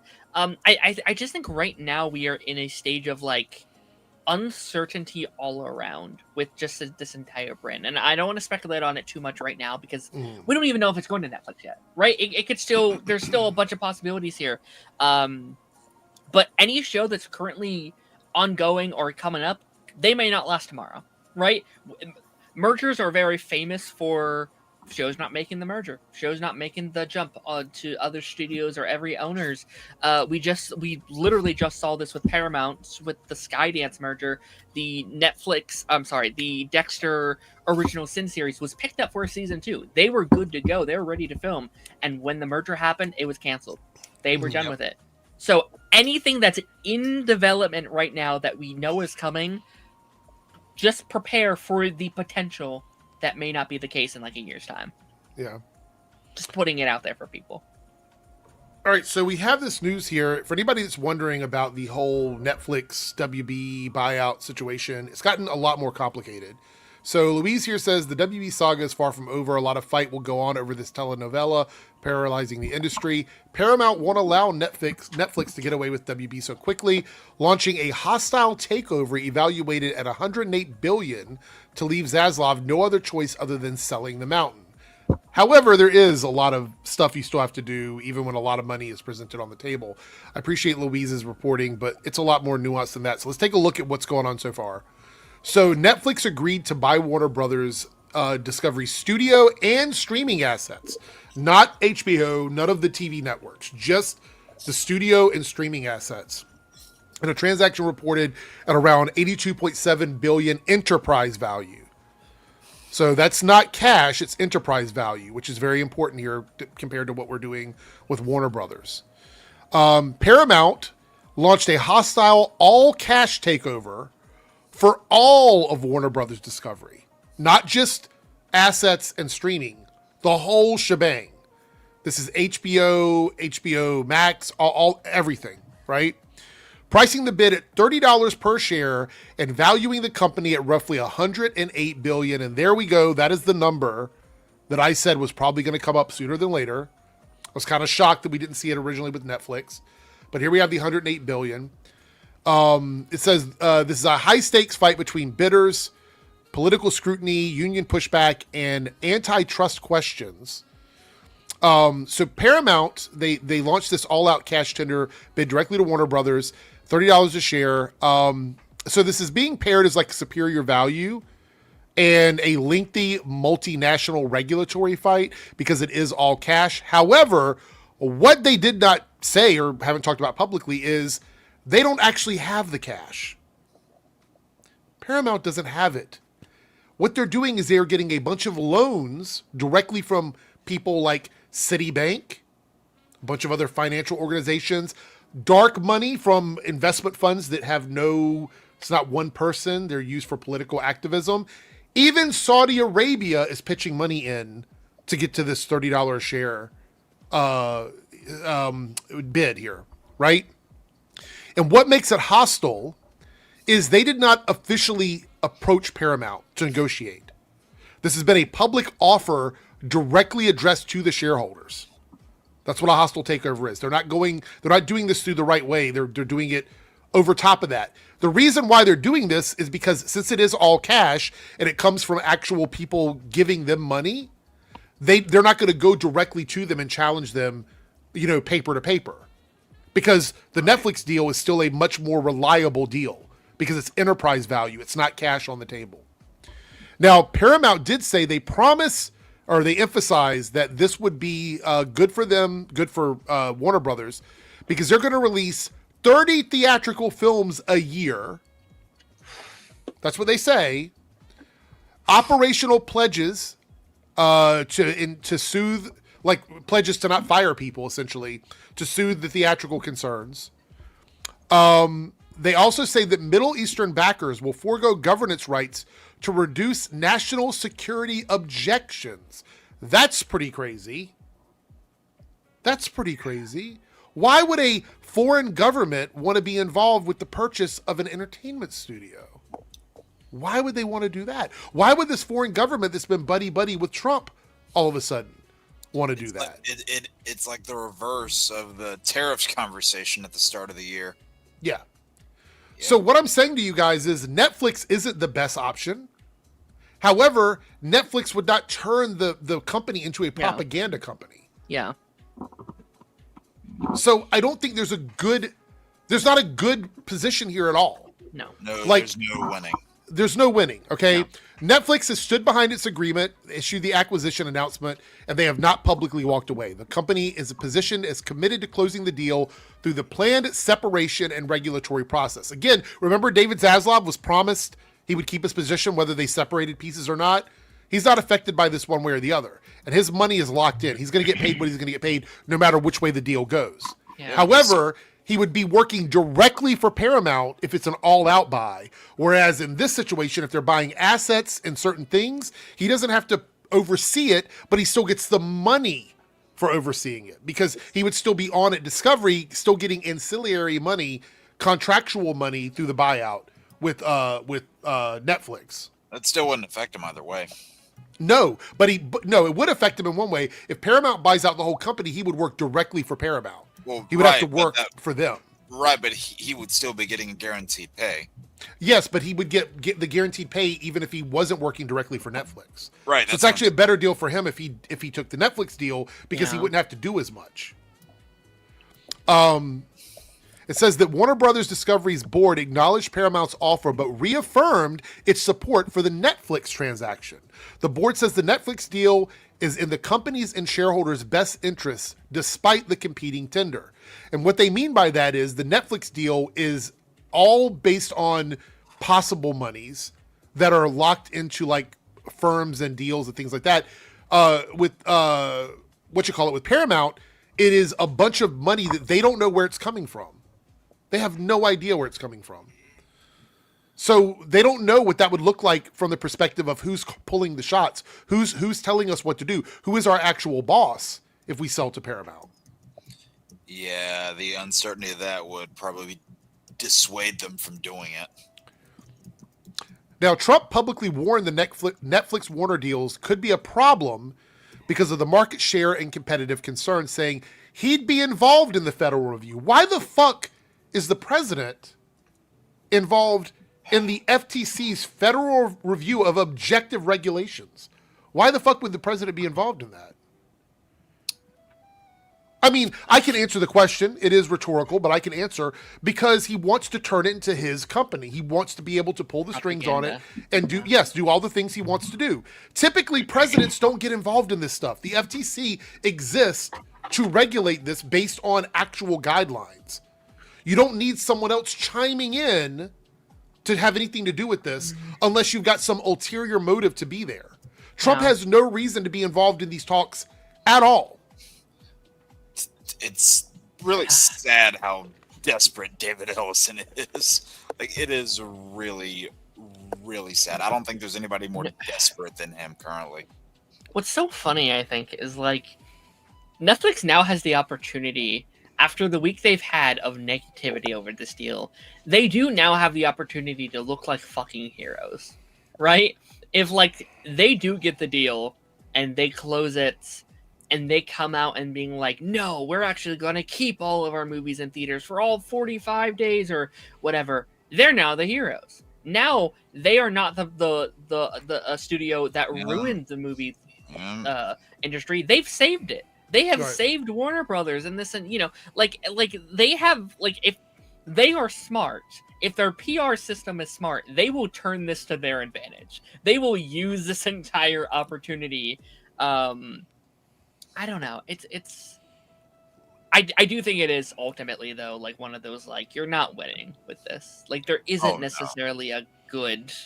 I mean, buyouts are never good. I see so many people online being like acting like it's a game show. Like, it's who's going to get it? It's like, yeah, thousands of people are losing their jobs either way. Like, it's never a good thing. This is the first good year they've had in a minute. So I've said this once, I've said it a dozen times. They should not have sold. Well, but Jake, you have to remember their good years also a lot of like smoke and mirrors, like selling things off for tax cuts, dropping things off the schedule to make money off the rebates and things like that.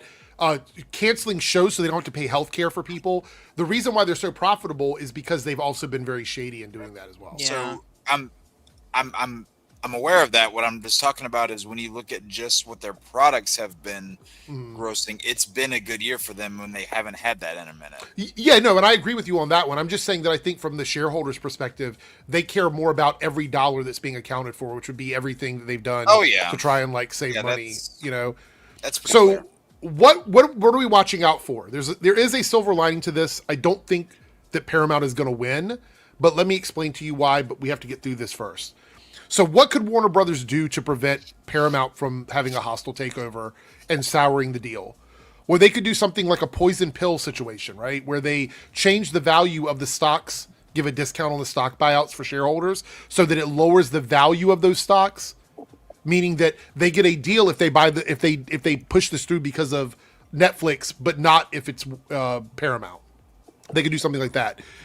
This could escalate. We could see the bids go up. Netflix could offer more money if they wanted, and Netflix could, because it's just all about their valuation. It's not about actual cash, so they could raise the money up if they want. We have regulatory stuff we have to deal with. We don't know what that's going to look like. The union still has to chime in on this. They could strike over this whole situation, and then we have the Trump White House stuff that could spiral into something pretty awful for them. So here we go. Let me see. I've got the list here. Okay, so here's what I have found to be the most likely outcome based on all the stuff I've done this afternoon looking it up. So Warner Brothers board is probably going to stall this a little bit. We're not going to see any movement in this for a while. We're going to see the numbers go up. They're not going to say yes or no to anybody at the moment. Regulators will then stall, possibly because they don't want Netflix to win. So that's going to take some time. They're going to keep doing that. Then the financing gets shaky for Paramount. Because the longer this goes on, the less likely their money donors are going to continue to give them that money. Because they want to give them that money now to get this done. Once things get a little sketchy and people start stalling, the people providing money are going to get nervous. So what happens is Paramount's offer either collapses or it changes into a friendlier deal. Less money done without any cash on hand, right? So Paramount's all-out cash looks strong on paper until interest rates hits, foreign money scrutiny comes into play, political blowback. All of that's going to come out because that's why they're going to stall. And again, that financing isn't just sitting around waiting. It dies if confidence dies. Now, the reason why this is most likely, from what I could find, is we've got 4 other incidents to look at. Comcast trying to take over Disney in 2004, died under pressure. The Sinclair Tribune 2018 was choked out by regulations. The AT&T Time Warner 2016 to 2018, it dragged on, and it eventually died because it was dragged on for 2 years. Viacom CBS merger, there was like years of boardroom drama, restructuring chaos, and the same thing happened. They did not go with the higher deal.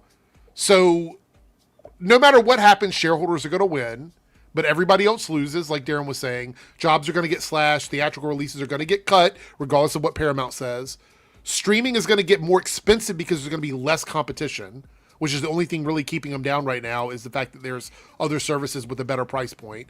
Creative control is going to shift to some major company. News and information, I saw somebody in the chat talking about this. News portions, newsrooms for these particular companies are extremely fragile. Extremely fragile. Because what happens is if people are buying into this, they're not just buying into it because they want to see Superman, they want to see Henry Cavill back as Superman. They're buying into it because they want control over the narrative, and that's going to happen through the news outlets. That's where you're going to see it happen the most. So right now, it looks like, from what I can find, the Netflix deal lives longer because of the way it's structured. They have credibility with the regulators. It's either going to get regulated, shrunk down, or delayed to hell. However, it doesn't seem likely that Paramount is going to win this, based on everything I found. Does anybody have any counters for that, or are you just going to go with the research that I did? Do you think Paramount's going to win? I mean, anybody can give their opinion, but I've done a lot of digging today, and I didn't see any case where this happened where the other company won outright. It seems like most of the time it falls through. I really, it just imagine. Please don't. I don't want to jinx it.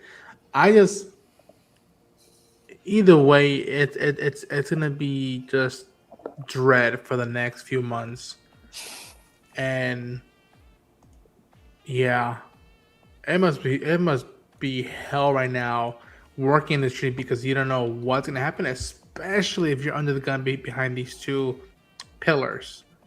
Yeah, I'm not sure. I really don't know, and I'm not gonna say more because I don't want to jinx stuff. Does anybody else have any opinions about this? Would you prefer Paramount to win or anything like that? Any thoughts on it, Joe? I can't believe I'm saying this, but I'm rooting for Netflix now. I'm a big theater enthusiast, and you know, it's kind of funny. I actually said the other day, looking at social media, everyone except one group of people is against this Netflix deal. The cinema lovers, the theater people who love the theater experience, they're upset because it's bad for theaters. People who collect physical media are upset because Warner Brothers isn't going to be putting out Blu-rays if Netflix is in charge. Everything's going to go right to Netflix, so they're upset. All the MAGA people are upset because Netflix is too woke. The only people I see that are happy are the Snyder Bros, and they're going to be pissed as soon as they find out that Netflix is not bringing him back. So soon it will be everybody. But it's a nightmare scenario with like what we're hearing about, like the CNN changing to be more friendly to Trump. Like, I mean, it's a nightmare scenario. They already got somebody in there that speaks for that side of it. And it's just like I heard someone say, and I think probably someone in the comments said as well, that that Netflix is the lesser evil of the 2. And it's just like, and also the truth is Netflix can change because the current CEO, Ted Sarandos, he wants shorter windows, things like that. But is he going to be CEO forever? No. I mean, if they have to exist, they have to respect existing contracts. And if movies are making money in theaters for Warner Brothers, and he's like, shorten those windows, And the board's looking at this and going, "Why? We're making money." Right. Yeah. I mean, I think if he would like change on the drop of a dime and be like, oh yeah, all these directors and people are afraid of us destroying the experience. Guess what? Yeah. We're gonna push for it, even though we see the details from their perspective that we're losing money. But we're not. We're gonna go for it, and we're gonna prove that we do believe in the theater experience. And if they come back out and they're like, oh yeah, we kept the theaters going, not just on the theaters we own, but on every other mom and pop theater, AMC, the big theatrical runs. I'll tell you this: this CinemaCon, upcoming CinemaCon, should be interesting. And I told y'all the one of my most anticipated movies of next year is the Cliff Booth movie. From the get-go, when they started filming, they kept saying that one is the biggest push they're gonna have for more extended time in theaters. We'll see if they keep their word, and we'll see if that was just BS or just smoke in the mirrors. Because that's the only way I could see them. Like me believing them is that they actually commit to like, no, don't just rely on people's phones and TVs at home. Stick with the theater experience, and we will show up. I just told you guys, I own both Volume 1 and Volume 2 of Kill Bill. I happily paid money to go see in the big screen. You're saying they would say something that ends up being a BS statement? I'm shocked. Here's an idea that I think, and I'm not a business guy, so maybe this is actually a terrible idea. I don't know how this would work for money-wise. But do a new tier. Netflix, make a new money tier. They love their money. They love their thing. Have a new tier that is just called, like, moviegoer or whatever. And if you are subscribed to this tier, you can go into the theater and watch that movie for free because you're paying that monthly fee for them. So if you have to do this, where it's like, oh, if you're paying the $30 extra a month for Netflix or whatever, you can go see Superman for free. You don't have to pay for your ticket or something like that. Like, I think that could kind of work. Like, I think you're right, Ronan. Like, and to kind of combine what I was saying earlier to you. Like, they can be the heroes. Like, if they are like, this is how we've been doing it for years, but we're changing because we're now not just Netflix. We're not just Netflix anymore. There's an entire new ecosystem. And, like, you can still do this shit with your Stranger Things and your Wednesdays and your shit like that. But I do think when it comes to, like, your Batman Part 2 and your Dune 3, I think they have to realize, well, we can't treat that as we would, like, Knives Out. Like you have to treat these things differently. And I hope they realize that, and I hope they're like, physical media. Start opening up, like, Netflix stores that allows you to go buy these physical medias in these stores or these sections of stores. I want to be able to buy my 5-season box set of Stranger Things on DVD. Like, I think you need to start doing some of that stuff, and I think if you do, the reception of Netflix will change. Like, you do not want to be known as the guy who killed cinema. You don't want that to be you. I will commit right now to Titseranos and anybody watching Netflix. If you start opening up these, like, Netflix gift shops where they sell physical media and promoting it across the board the way Hot Topic or Funko's been doing, I will happily apply to work there and will spend money at that store to buy my physical media. I will happily do so.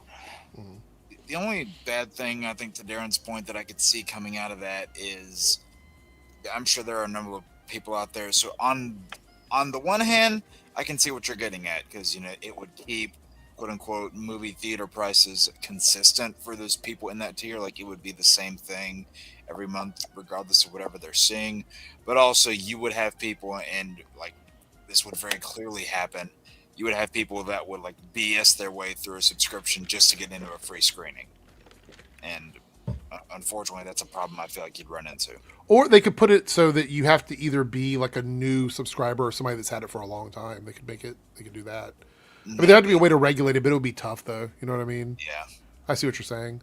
I want to point out that the 30 theatrical releases a year is a little excessive, I think. A little bit. Because they would be competing with themselves like every other week. Yeah. So I love that that Paramount's like, oh yeah, we're going to put out 30 movies, but that's not going to be good for film because you're going to be oversaturating the market. You need, like, these movies need like 2 to 3 weeks of breathing room, but and you're going to be pairing them up against each other. Because think about this: 30 Warner Brothers movies and how many Paramount movies? Like, you're going to be stepping on your own toes at that point. I figured it was 30 in like total, but it's 30. That's just that was just in the deal for the bid for Warner Brothers. What they said. Then that's too much. Because like I was thinking that was like Paramount and Netflix together, or Paramount and Warner Brothers together. That's still tight though. Even if it's 30, that's still tight. You know what I mean? Because it doesn't give like 30 weeks is like what 58% of the release window of the year. So you're talking about like less than 2 weeks each movie has to breathe before another movie comes in to cover it up.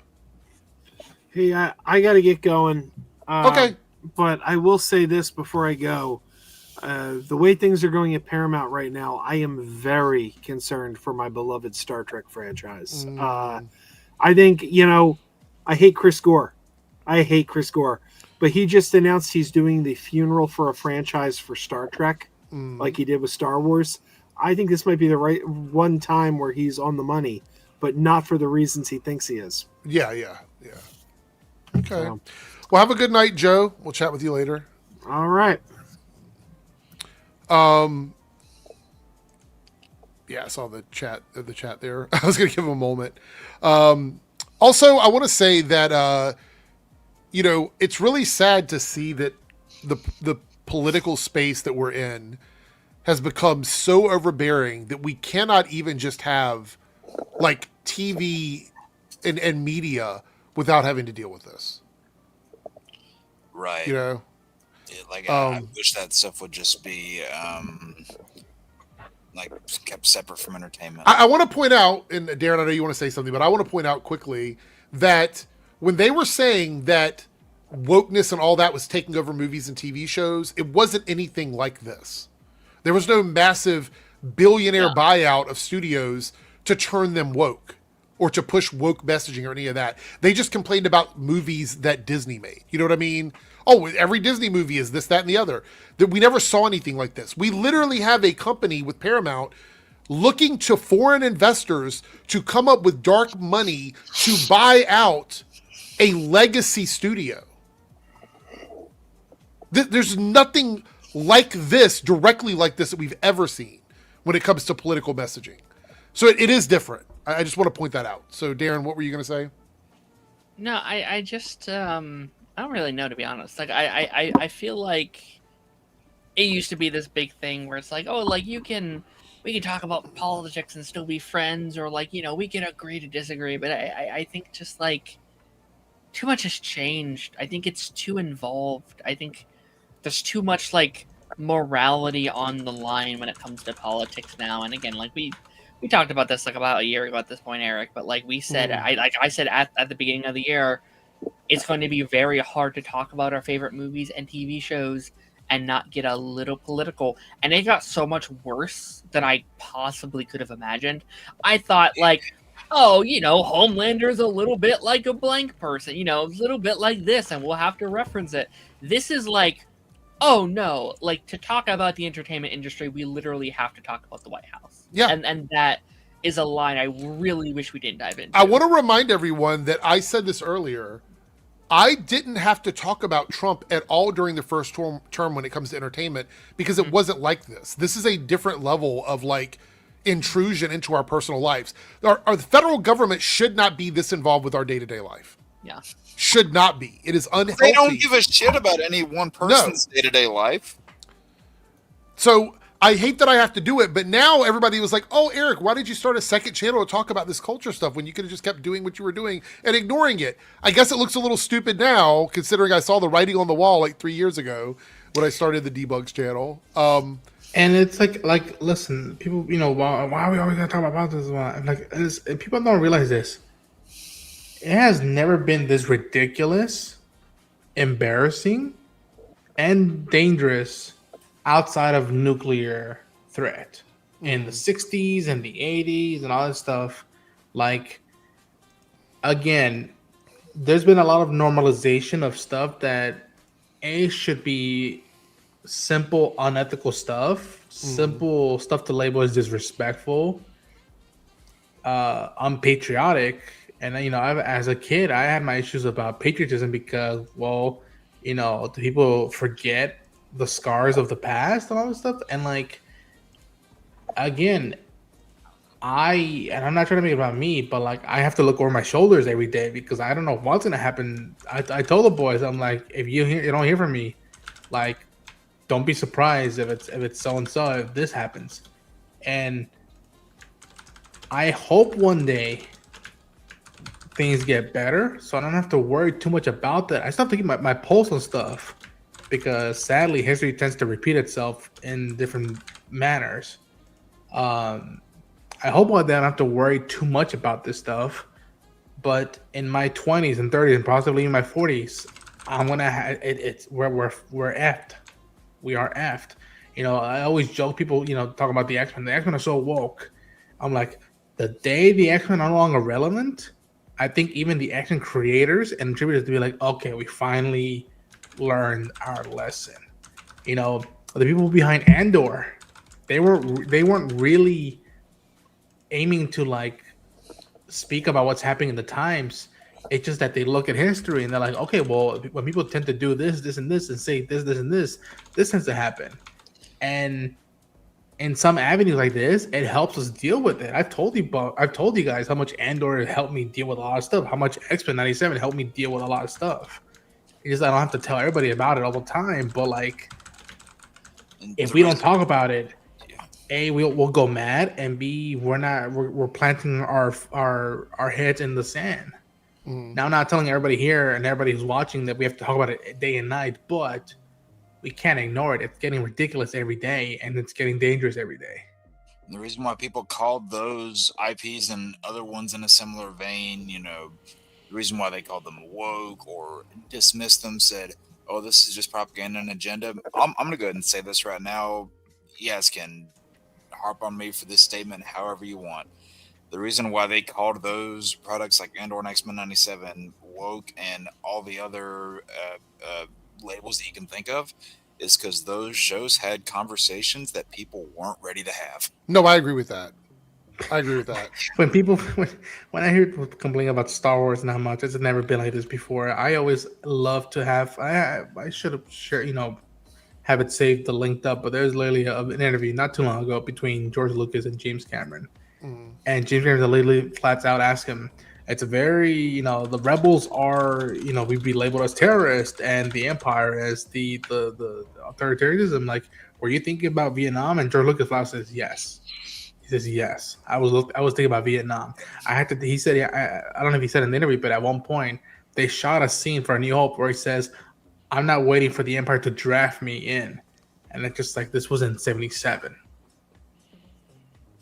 You're telling me this is not, you know, it's been there. It's just that the lightsabers and whoosh and the music covered too much for a lot of people. And I love it, but it didn't cover me up. Even as a kid, the prequels, I'm like, okay, I know who he's throwing a jab at. And that was one of the best things about Andor is like you actually got to see, you know, like, yeah, like the spectacle was still in the world, but you got to see how it affected the everyday person and the stuff that they had to deal with. One of the most beautiful and sad things I heard from when Andor was coming out, and I'm not going to spoil it, but there's an episode where someone gives a speech in a big room. And I'll never forget it, somebody said that, like, I wish people in politics behaved like this person more. It would make me have more faith in the times we're at right now. And I'm just like, coño. Yeah. You know, I remember you go back to like 2020, 2021. I said every time I was live, I would tell this to Paige, you do not bring up politics, right? I didn't want to talk about politics. And the thing is, I knew a little bit about politics, but over the last 2 or 3 years, I've done a lot more research and I've started becoming more aware of everything, especially like local politics, local elections and things like that. I've become more aware of it because I feel like we've lived in an era where there's so much ignorance around this stuff. And I can't educate people on it because I'm not in a position to do that, but I'm looking things up myself. I'm trying to be aware of these things myself. And I think everybody should do it. If you don't want to dive into federal politics, please, on a local level, look into your local politicians and offices and things like that. It's really, really important. That's the only thing that's going to prevent the federal government from like controlling your lives. Because even if you don't, and I'm not saying you have to have like a degree in pursuing politics and whatnot, but having just a baseline knowledge of how politics in your backyard work is really going to help you. I think so. It's one of the things I was glad as a kid I was aware of stuff. Yeah, that's true. Local politics just isn't as sexy. That is true. But it is more important for your day to day than all the other stuff. All right, we're gonna do some super chats and then we're gonna look at the Supergirl stuff. Tonight's topic is going to be 3 worst TV shows of all time. So TV shows that you consider to be the worst of all time. And we're gonna do the wheel spin thing instead of doing we can get through it quicker that way. Pick 3 and we'll all get a chance to do it. Here we go. Death back. Yes, for this. $2 super chat from Sheldor for Darren. Please watch Star Trek. LOL. No, I was kidding. Someday. He'll get to it someday. He'll watch Star Trek when I watch the Dragon movies. I want Darren to be fluent in more Klingon. work. Oh, that'd be good. That would be good. What, Darren? That's so much more work on my part, Jake. You have 3 movies. I have fucking like 1,000 episodes. It is. It's a lot. I mean, there's 4 movies by now, but aren't there like a shit ton of TV shows connected to that? That is yeah. So that's what I'm saying. It's like one show that had like 3 or 4 seasons, another that had 7, another that had 7, another that had 7. These were back when there were like 23 episodes per season. And then we have at least 4 that have 10 episodes. Then we have probably about, I would say, almost 20 movies, and then the animated series. Like, yeah, it's pretty daunting to get into Star Trek if you're going to try and watch all of it. I will say, if you just watch the movies, you'll get enough of it that you don't need like the three films that came out in 2009 and up. Wrath of Khan, The Undiscovered Country, and Star Trek Beyond. My opinion. Watch those 3, and you should be good. Undiscovered Country, is that 6? 6, okay. Because I remember. Listen, it's taken me about 3 years to get through only 7 seasons of Doctor Who. You're probably not going to start anything new till you finish Doctor Who. Yeah, maybe after. But like even then, me and my mom are talking about like after Doctor Who, we might do Stargate, which is kind of Stargate's really good. The Stargate's good too. We'll see. Stargate has 3 shows to watch and a movie. Actually, there's 3 movies because there's 2 movies based on the TV shows. So and there's a new show coming out, so I might be like, well, there's something I don't know. We'll see. We got a $5 super chat from Lone Wolf. Saw Austin Burke predictions. He said L or Will. Oh, this is about Stranger Things. Steve, if they want to hit our heartstrings, but Joyce would be a good plot twist and unexpected. Oh, I don't know about Joyce. Joyce would be rough. That would be devastating. You think it could be Joyce? You think so? I think it could 100% be Joyce. That would be so It's rough. either Joyce or Jonathan, not both. I think one of them dies, but not both of them. I think Jonathan would be the clear candidate out of those 2. Yeah. So L or Will? I think L is a safe option if you're going to pick the OG kids, only because L seems the one that might have to sacrifice herself for everything. But Will, I don't think so. Will has been. Like, he's been a plot device for this. Yeah, I don't want that to happen, but I will stand by it. I think if you have to watch season 1, Finding Will, season 2, Finding Normalcy, this newest season, Finding Himself, just to kill him off, that's the most depressing show of all time. And I don't think I don't think they want like a sad show. I think they want. Yeah. All right, Columbia Rican here with a $5 super chat. Do you think Saudi Arabia wants to become the next Hollywood? No. I think Saudi Arabia wants to run gambling operations. That's what I think. They want to make the most money they can. They've literally been involved with sports gambling and video game gambling pretty much 100%. Because remember, they just opened Mr. Beast Land and they literally approached Mr. Beast directly. Mr. Beast has a lot of shit going on. I can't dive into all of it, but I don't really like him either. But not because he's not being altruistic a bit with some of his money, but I just don't totally trust him. Is that weird? I think something about him comes off a little untrustworthy, but I don't know. He's done some sketchy stuff. Plus some of his interactions with people have been a bit sketchy. But I don't think Saudi Arabia wants to become the next Hollywood. If they can find a way to make people gamble on movies, they will do it 100%. And then we have a $2 super chat from Cody. Paramount would quite literally be a monopoly, which is why in any normal scenario, they wouldn't even be. This is why Disney wouldn't bid on Warner Brothers. Disney or Paramount buying Warner Brothers is almost like Disney buying Warner Brothers. The reason why Netflix doesn't seem as big a deal is because Netflix isn't competing with them directly in the theater market. They don't have like they don't have regular films that come out that compete with the stuff that's going on at Warner Brothers. That's the only reason why. Paramount is too similar to Warner Brothers. I agree with you, Cody. And then the last one we got before we move to our next topic, Staggervore 499. Imagine in an unlikely scenario, Comcast comes in with a surprise bid. I don't think any of the other studios outside of Sony and Apple could beat a $30 a share bid. I think that a lot of the studios are now priced out of this. The only ones left in the game that could do this, from what I remember, is Paramount by borrowing money. Netflix actually has enough to do it outright. Netflix has enough of capital to do it outright. Apple could do it outright, and Sony could do it outright. Those are the three big ones. All the other studios would struggle, and Disney doesn't care. So, I don't know about Comcast. I have to look into it. Let me see. Let me check. I will check quickly if Comcast has enough to buy. All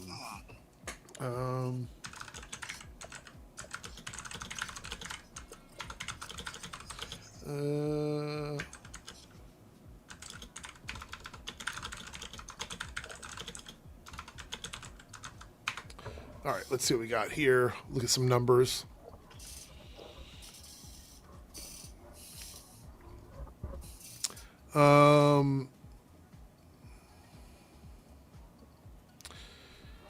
So it looks like Comcast could technically have the resources, but it would be a big risk for them because their current market share is $26. So their market share is lower than Warner Brothers right now. Mm-hmm. So they wouldn't have. They'd have to like pull strings and asset swap to do it. $27, I think. Let me look. It's currently sitting at $27.23 a share, which is why they went to $30. That's why Paramount went to 30. They wanted to go higher than what the current market share is. Yeah. But like I said, they could do the poison pill thing, and they could offer a discount on market share for the current shareholders, which would price out people. I wouldn't put that past them at all. Yeah. Let's see here. Lone Wolf with the $5 super chat says he said it will due to it starting with him and how central he was with Vecna. He said will. Oh, will as it. You didn't capitalize it. I was like, is that just a word in there? He said will due to it starting with him and how central he is with Vecna. Yeah. I mean, I get it. I mean, like I've said, like if they really wanted to just close the whole upside down chapter, getting rid of the two, kid characters with the biggest connection to that would be a pretty bold way to do that. Again, I don't 100% think that what I said earlier is going to happen. I think it could. Okay. Fair enough. Thank you for the super chat, Lone Wolf. I'm trying to find the Supergirl teaser because that's the next thing I want to talk about. Oh. Let me see if I can find it. We have that and we have the boys trailer. Those are the two final major topics we have. I can send it if you want. Let me see it. It's probably if I look it up on Twitter, it's probably going to pop up. Yeah, it's here like it is. discussing film. Yeah, I got it. All right, so we have a teaser for a teaser. Same thing we got a year ago. So this is the Supergirl teaser. I also want to pull up some of the comments that are being made about this, specifically from a certain group of fans, so we can kind of dissect it a little bit. But we're gonna watch the teaser here, and I want to hear what everybody thinks. I talked with Darren about it a little bit already, but let's go ahead. We'll talk about it here as well.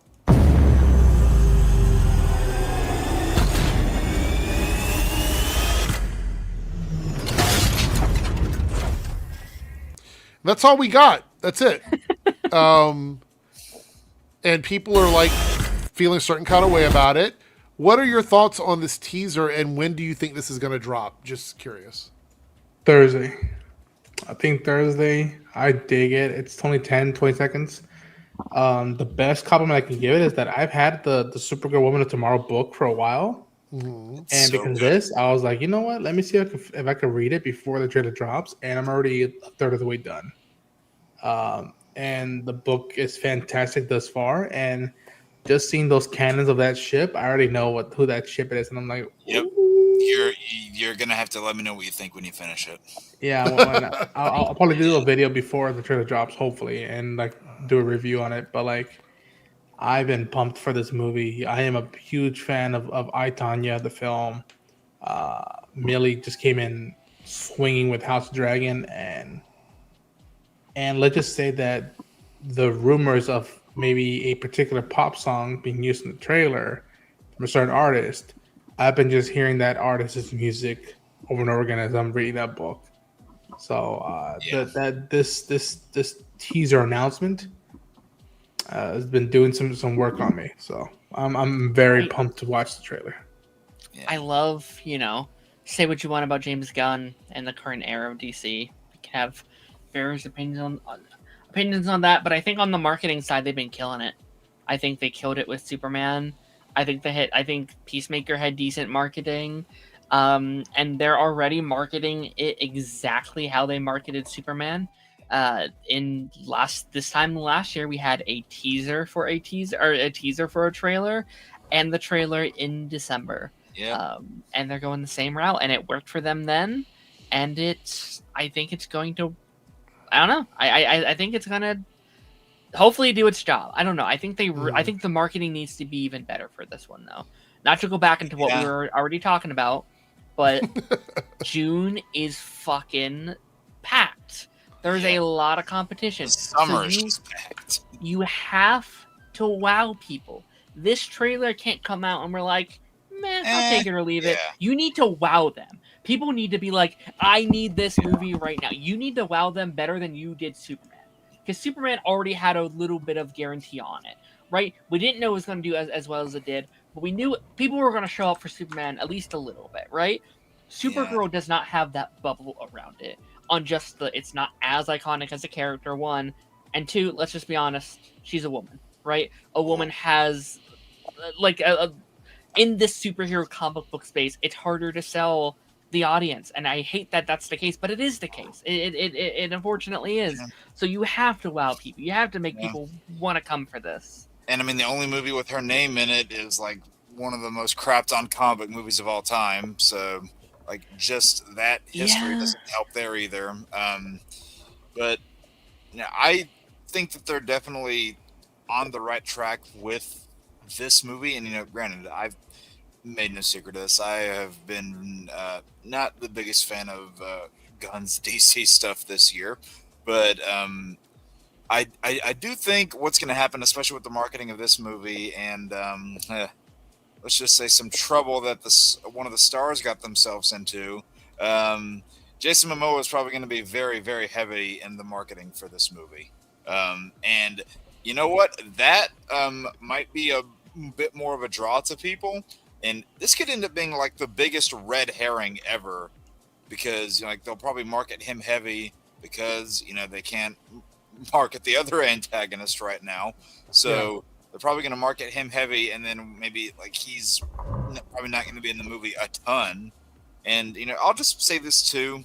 And I think this has already been said, so it's not even really a spoiler, but the character that Lobo is replacing in this movie from Woman of Tomorrow was a completely insignificant character. So people were saying, oh, well, they're making changes. If anything, I think they're doing a better job at it, because not only was the character from Woman of Tomorrow not really significant, but you're also building out and expanding your DC universe a lot more, which, I have my problems with a few of these projects, but I think that's been one of the stronger things about it, was them building out that lived-in DC world. All right. Well, we have some people talking about this online. Let's take a look at some of these here. Oh, please don't tell me. Please don't tell me their last name is Fisher. No, I haven't looked at. Should I look up his Twitter? Should I? So here we go. Going to the movies goes. No way That spray paint in the new Supergirl poster, I know it, you know it, the world knows it. And this is the image. Oh, that was Jesus shared. Christ. So this person's not going to the movies. Apparently not, yeah. And then you scroll down here, and not to brag, but I can come up with a better story than Gunn, sniveling mad nerd says Not his here. story. And then he shares this stupid poster that goes, Guardians of the Galaxy, copy, and then paste, even though at least 3 of those movies or 3 of those projects have nothing to do with space or anything like the stories from Guardians of the Galaxy Volume 2 or 3. But this is the kind of stuff we also forget James Gunn's not directing this movie, and he's not writing this movie. It's not. The only thing he's involved with is maybe as a producer. And casting mainly. That was it. Yeah, this is weird. Jason. Yeah.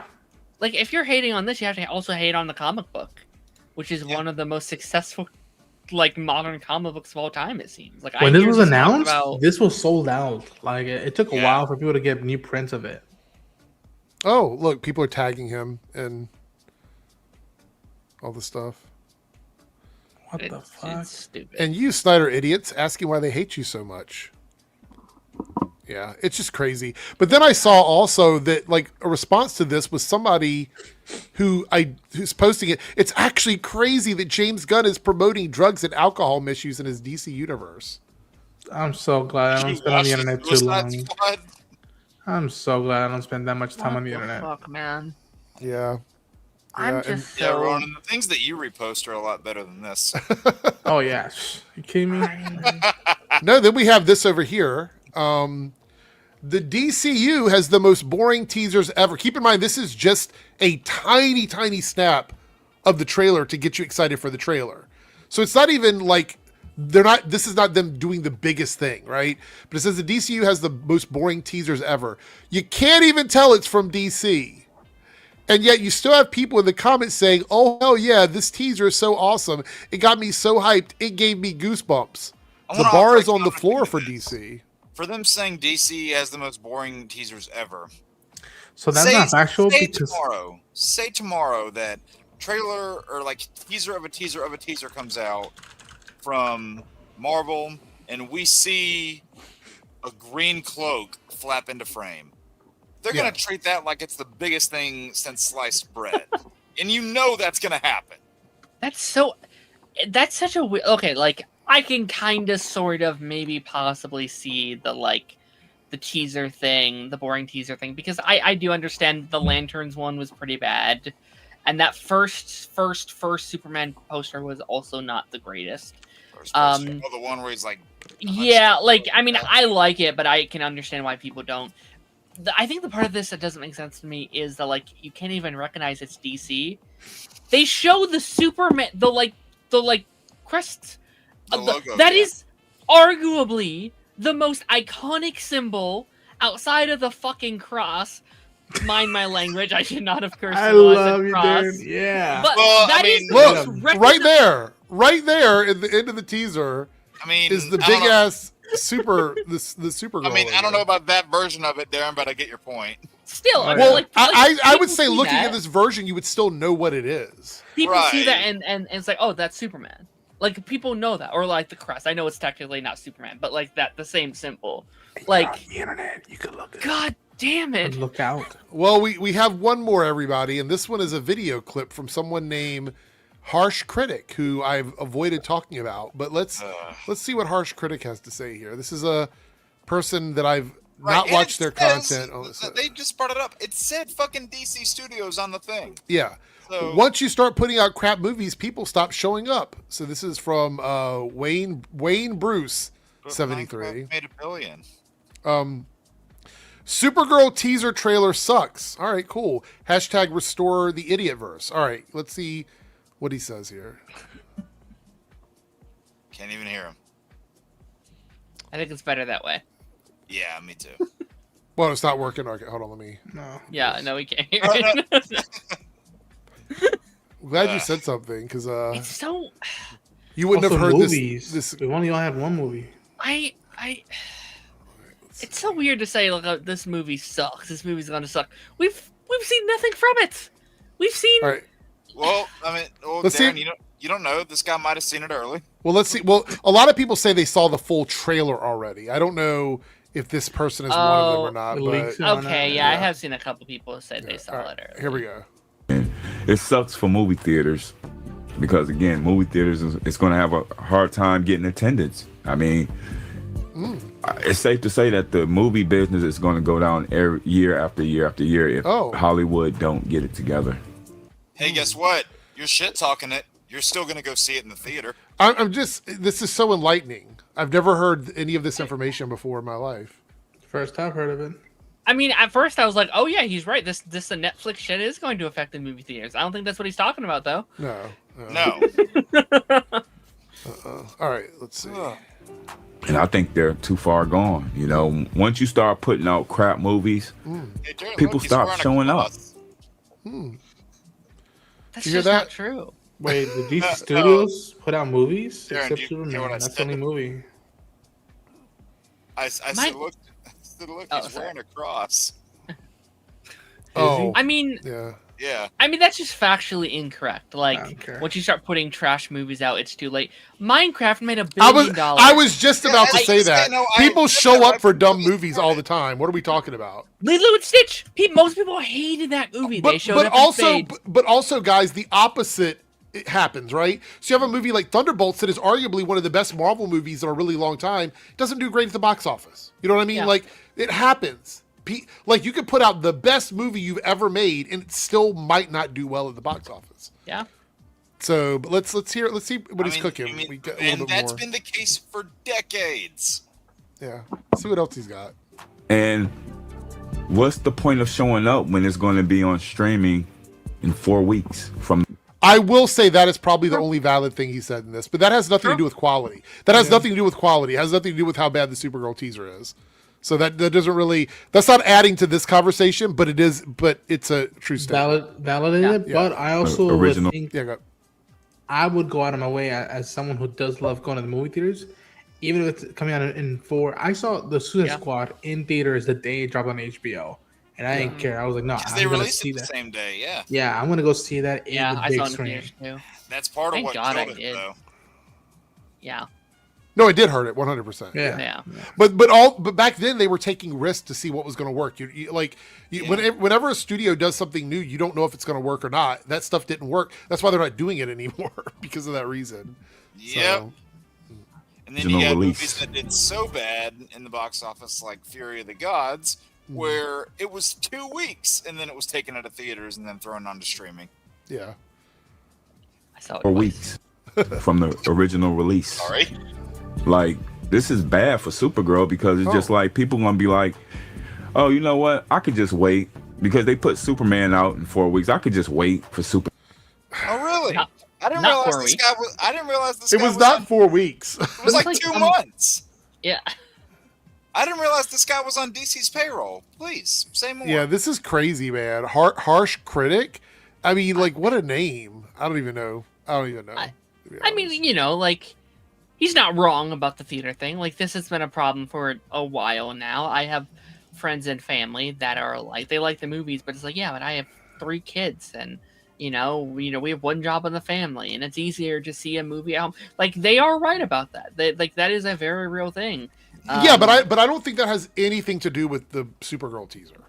No. Right? No. The conversation No, he was having 100%. was No. like he was having a conversation about general movie discourse, and that's fine. Yeah. You can have your own Yeah. opinion about that. But putting it in a clip about the Supergirl teaser and saying people are going to show up for shit movies, we don't even know what the movie's going to be like yet. We haven't even nothing. seen more than 2 seconds of it. Like, what are we doing? Is that where we are? 2 seconds of a teaser. Worst movie ever. Cancel all the showings. Take it out of theaters and tax write it off weird. now. It's really crazy. Yeah. A lot of them It really already have is. Those comments pre-typed, you know it. Yeah. Okay. So, Ronan, you said you have to jump out of here? Yeah. Okay. Well, thanks for hanging out. Appreciate it. Everybody go Thanks, check out Ronan's channel. He's going to get some sleep. Yeah, I'm dare gonna you. put out a bunch of Kill Bill stuff to go watch that. God damn it, Darren. Me and Darren are gonna do a Doomsday live stream every day until that trailer drop. I'm kidding. Let's say what I was, the like, hell. I was like, I don't know what Darren you're talking about, but it's not gonna be me. Take care, y'all. It was good All right, hanging see out you with later, y'all. buddy. See you, Space Cowboys. Bye-bye. Bye, chat. Bye. All right, so what we're gonna do is we have one more thing. We're gonna watch The Boys. Wait, is it like violently restricted? I actually haven't seen it yet. Okay. I've been slacking. We'll watch it. I don't know if it is or not. I don't know if it's red band or not. I don't think it's red. Probably No. not. You're probably right about that. Wait, There hold might on. We be got a some red band version of it that releases in a day or two. Yeah. Oh, we do have a super chat here. Where it That was says, the same thing you already read. oh, right. Never mind. I want to make sure I have everything. All right, on we're track. good. We're good. What I wanted to do is I wanted to give the options for our two polls right now. So we did hit the goal in the Reloaded channel. So you're going to be selecting from these 5 options. Make sure you guys vote on it. Top 5 standout scenes in superhero films. So, and you said you specified like best, right? You wanted best standout Yeah. scenes. Okay. Top 5 comic book castings with wasted potential. Okay. You want to expand on that, Jake? Because it is your option. Oh, just ones where you only got to see the actor play the character in a small amount of time, or you got like an introduction to them, and then there was the promise of more, and then we never got more. Okay, gotcha. I got what you're Or, saying. or maybe someone that was really well cast but suffered from poor writing, so it could really Okay. go multiple directions. All right. Top 5 worst acting in movie/TV shows is one of the Oh. choices. Can we just say the entire Sony Spider-Man list verse? Whatever you want. You Oh, get a choice of no. that. Or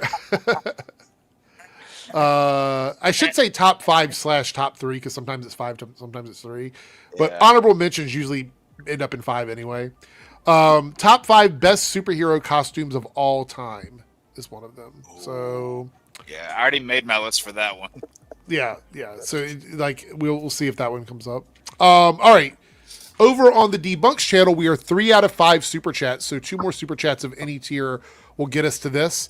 And if we reach the goal over there tonight, you get to choose between a bonus stream on a weekend, ranking the Chud stream. So we'll do a tier list of all of the channels I've looked at, and we're gonna rank those. I'm Good gonna luck. do could be a movie review of Rogue Elements, which is the Critical Drinkers movie. I've never done a movie review of that, so I might do that. Or Chud Outrage Greatest Hits list. So look at the top 5 biggest things they've complained about, and I will rank them into a list of 5. To Darth's question, I personally haven't played it yet. I really want to because I think it looks great. And then the Jaybirds thing, she was in there twice. One time you saw her behind glass, and Tara Strong did ADR of her voice, and then you saw the actual actress do a voice in a deleted scene, and then that's it. Yeah. So here Jason says from today, Australia, social media, YouTube, including YouTube, is banned for under 16 years old.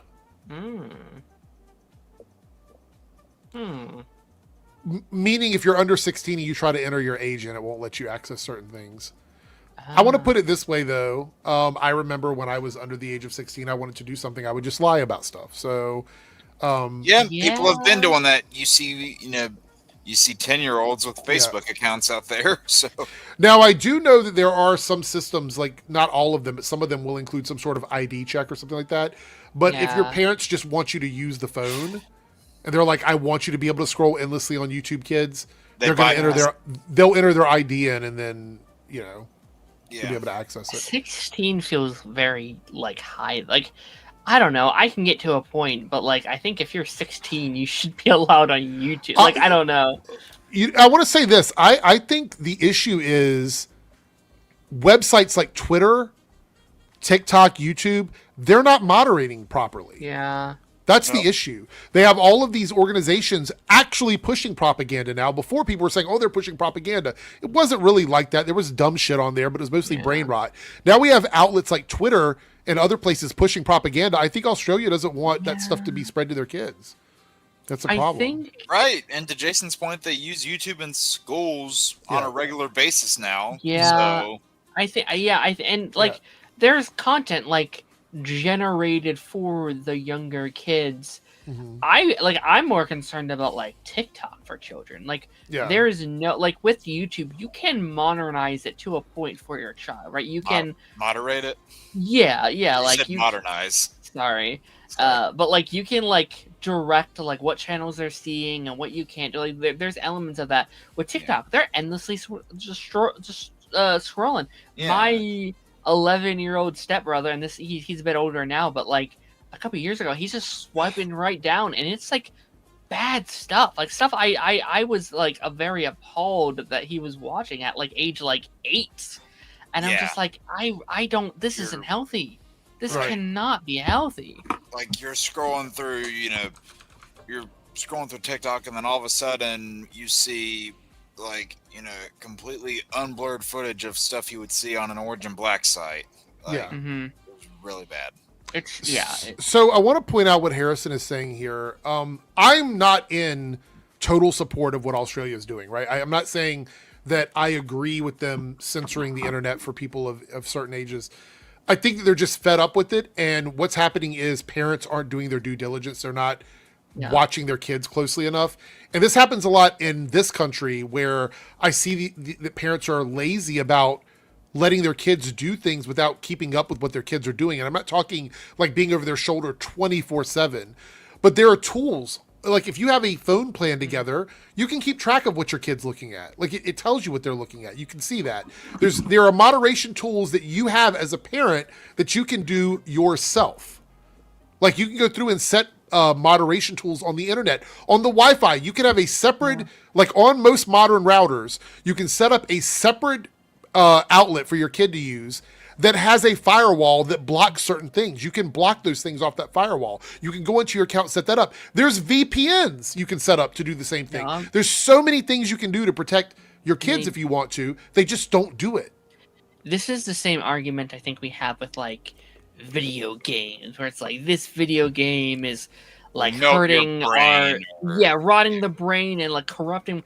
I like listening to like a lot of those like silly little Reddit story kind of stuff online, and there was a story I heard recently about a parent that was mad at The Sims because their child were doing weird kind of wacky things with their Sims, right? Like keeping them in like sex dungeons and stuff like that, and like they were like, Sims is evil, how could they do this with The Sims? It's like, The Sims is not the bad thing.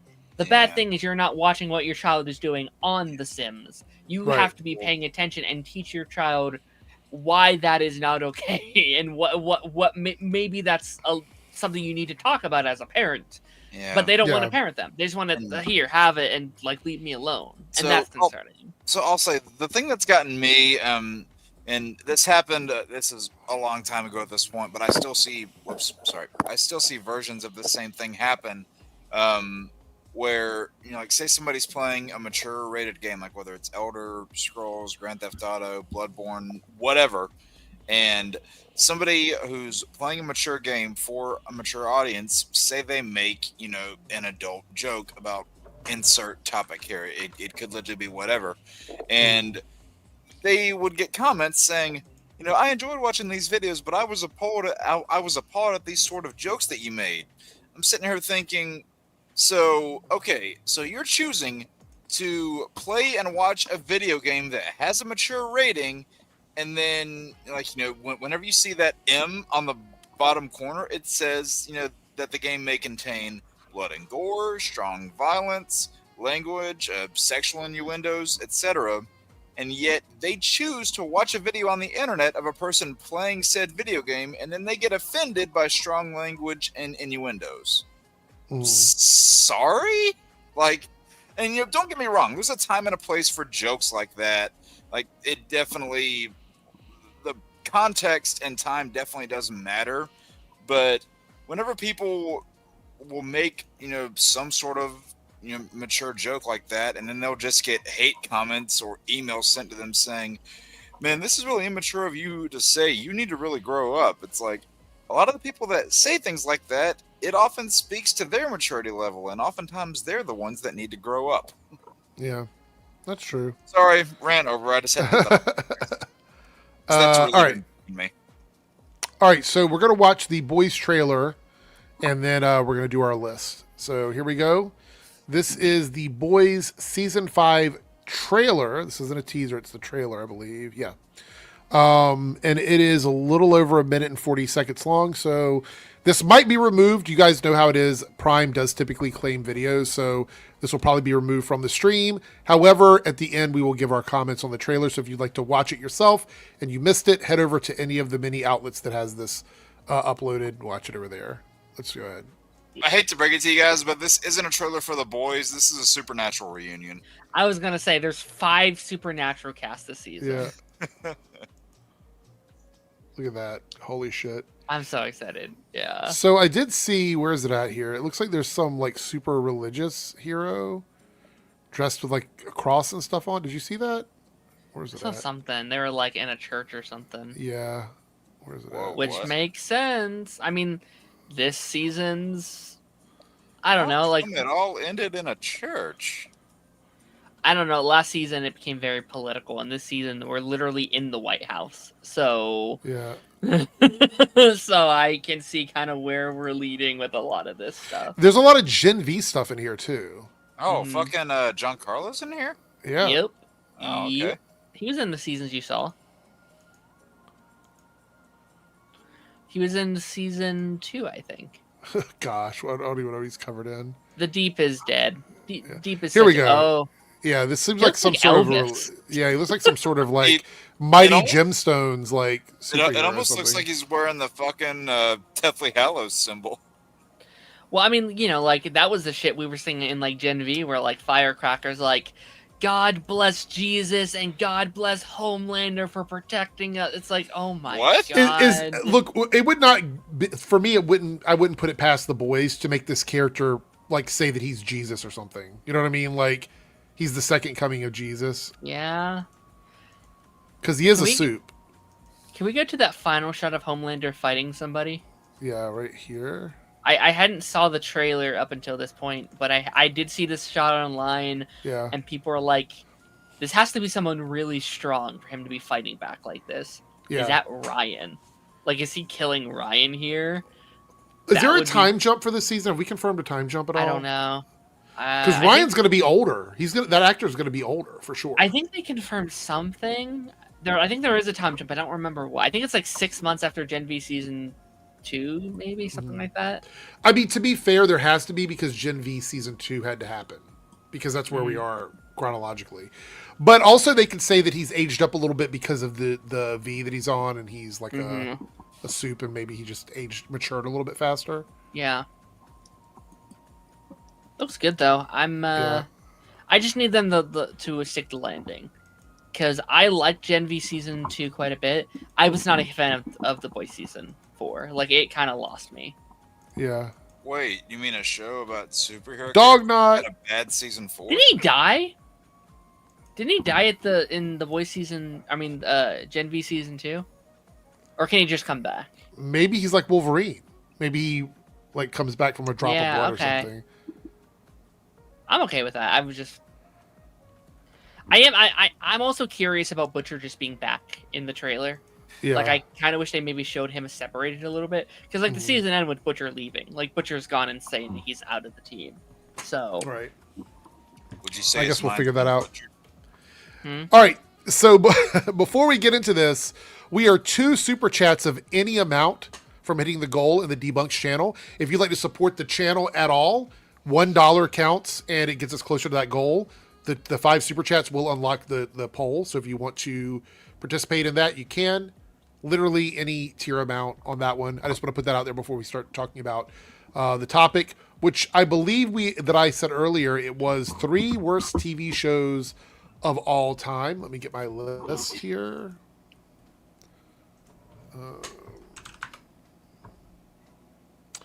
Did you make your list already, Darren? Or are you still thinking?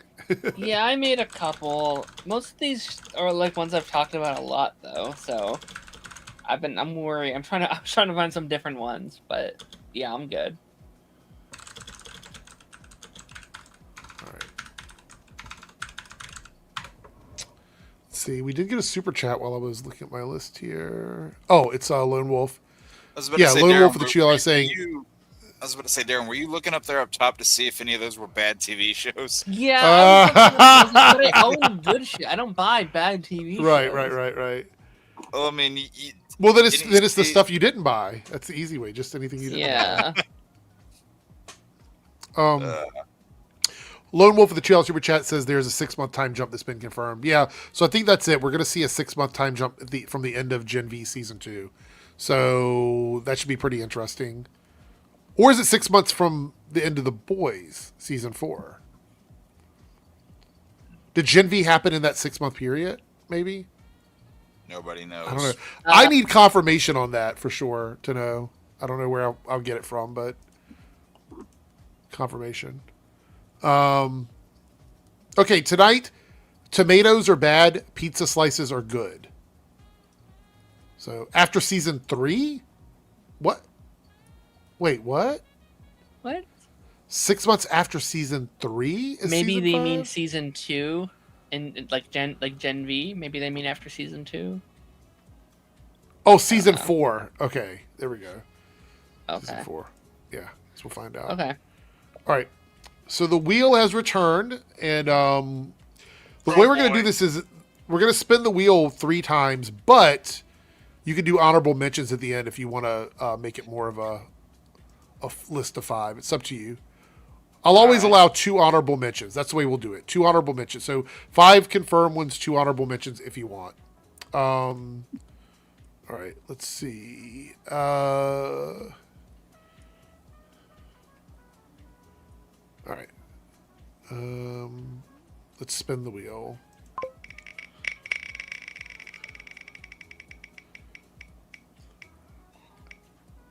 Oh. Darren! Darren is first. All right. What's your Okay. choice, Darren? My choice. Okay, so I tried to pick some that I haven't talked about. That's kind of my mental goal when I do these, is we talk about so much stuff. I was like, because I've talked about some of these obvious ones. I've talked about Secret Invasion. I've talked about Inhumans. I'll leave that to you guys. Let's just do one that I just think is kind of annoying.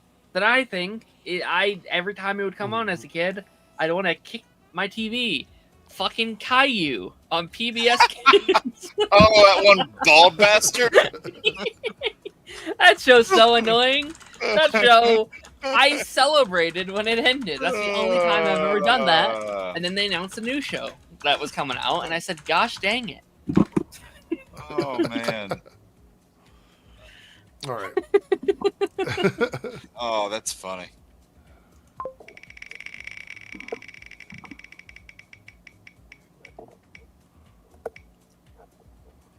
Oh.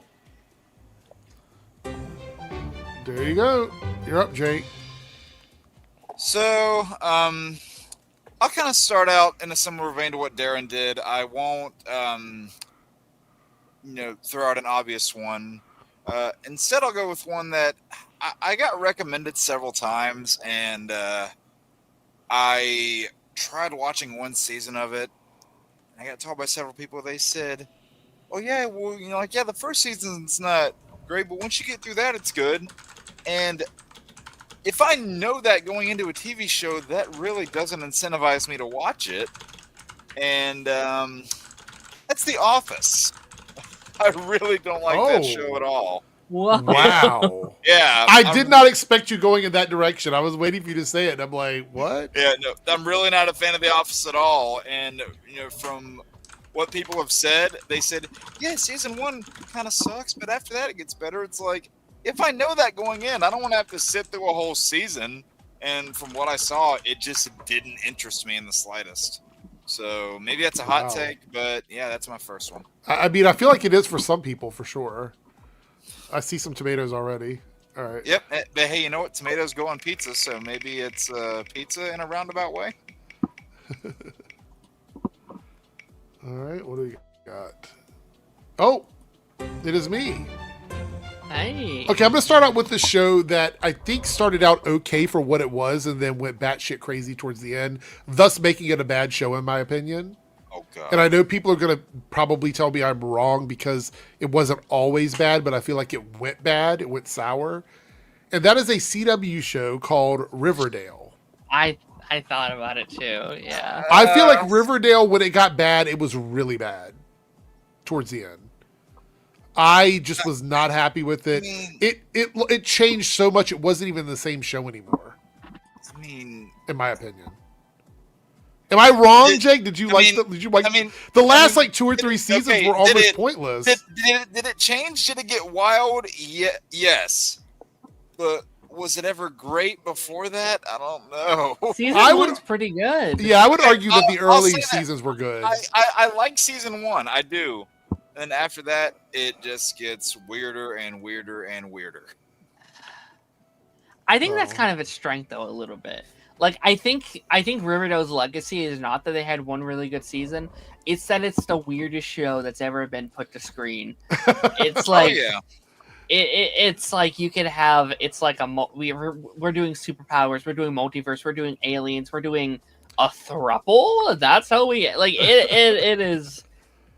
I mean, Meister says it was never really good to begin with, so I guess it stands. I mean, maybe I'm. I mean, granted, the Archie comics were really weird too. They are. So, but I feel like the show took it to a whole nother level. I don't remember what season it ended on. It was a lot. It had 7 seasons.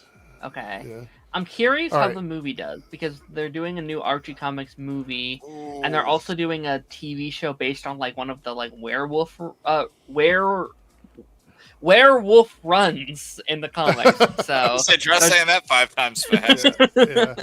All right, let's see what we got here. I have a feeling my next choice is going to blow some people's minds because they probably forgot about it. We'll see. Probably for good reason. Oh, but it's going to be Jake. Barely. All right, go ahead. Barely. So yeah, I'll go ahead and get this one out of here. People probably will not be shocked by this at all. People think that this series, it was only a 2-season series. People think it had 1 bad season. I think it had 2 bad seasons. Fuck Peacemaker. God, I can't stand that show. Wow. I didn't like season 1 either. Like, was it well made from a production standpoint? Sure. Like, I will give it that. It's competently shot. It's well put together.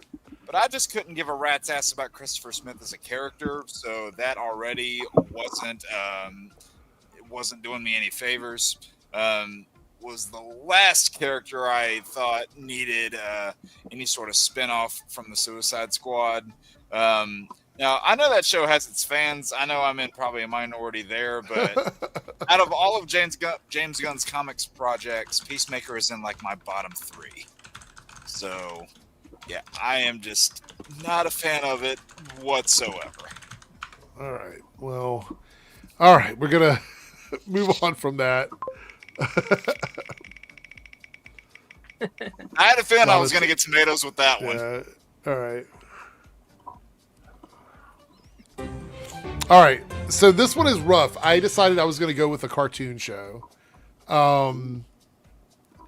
This is one of the worst cartoon shows I've ever watched in my entire life. And I have to say, for different reasons, a lot of the hate channels were accurate on this one, but not for any of the reasons that I think it was bad. Oh, and that is Velma. I had that on my Velma. Yeah, that's really bad. I could name at least 10 or 15 things that were wrong with it that have nothing to do with the stuff they complained about.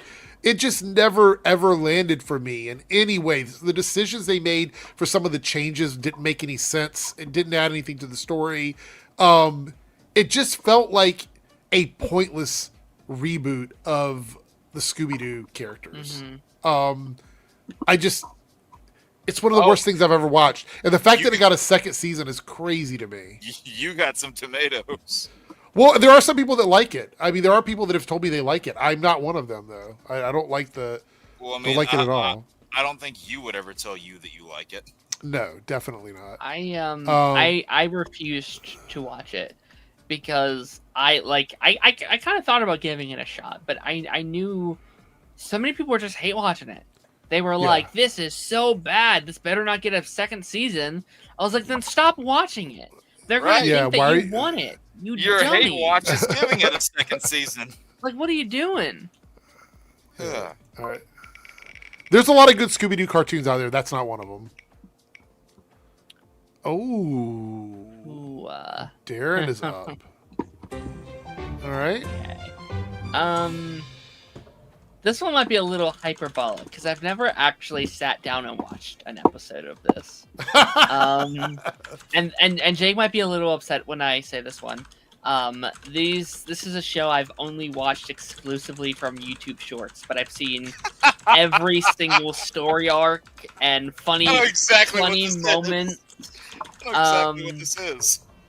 And I like the prequel of the show they did, and seemingly this new one they have right now also seems pretty cool.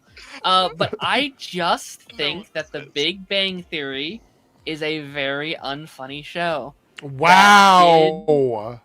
A lot of harm to the nerd culture. I think you're not wrong about that. For a decade, The Big Bang Theory invented what the nerd culture was to millions of people. They thought they were this kind of person or this kind of thing. And I don't know. I think it did a lot of damage. I'm not saying it's a bad show. Maybe someday I actually have to sit down and actually watch it start to finish. But from what I've seen, all the funniest clips, I'm like, I don't find that funny at all. But again, that's just me. I'll say this. Do you want a hot take in regards to that lore of shows? Mm-hmm. I think the one that's airing right now, the Georgie and Mandy show, I think that's the best one they've made. I actively like the Young Sheldon stuff. Like that's fun. Although I will say, and this isn't necessarily on Young Sheldon because I think that one's better. I do think Sheldon Cooper was a bad representation of autistic media. I think was he ever actually that though? Because more than once the creators came out and said no, he wasn't actually a symbol for autism. Even then, though, I think people associated him so strongly to that. People are like, "Oh, that's what autism is." It's like, no, there's many different layers. There's no one blanket answer, or sure. That's the wrong word, but you get what I'm trying to say. All right. So, with that being said, we're going to spin the wheel for the next person. And we are all on even playing now because it managed to break it up evenly this time. So let's see.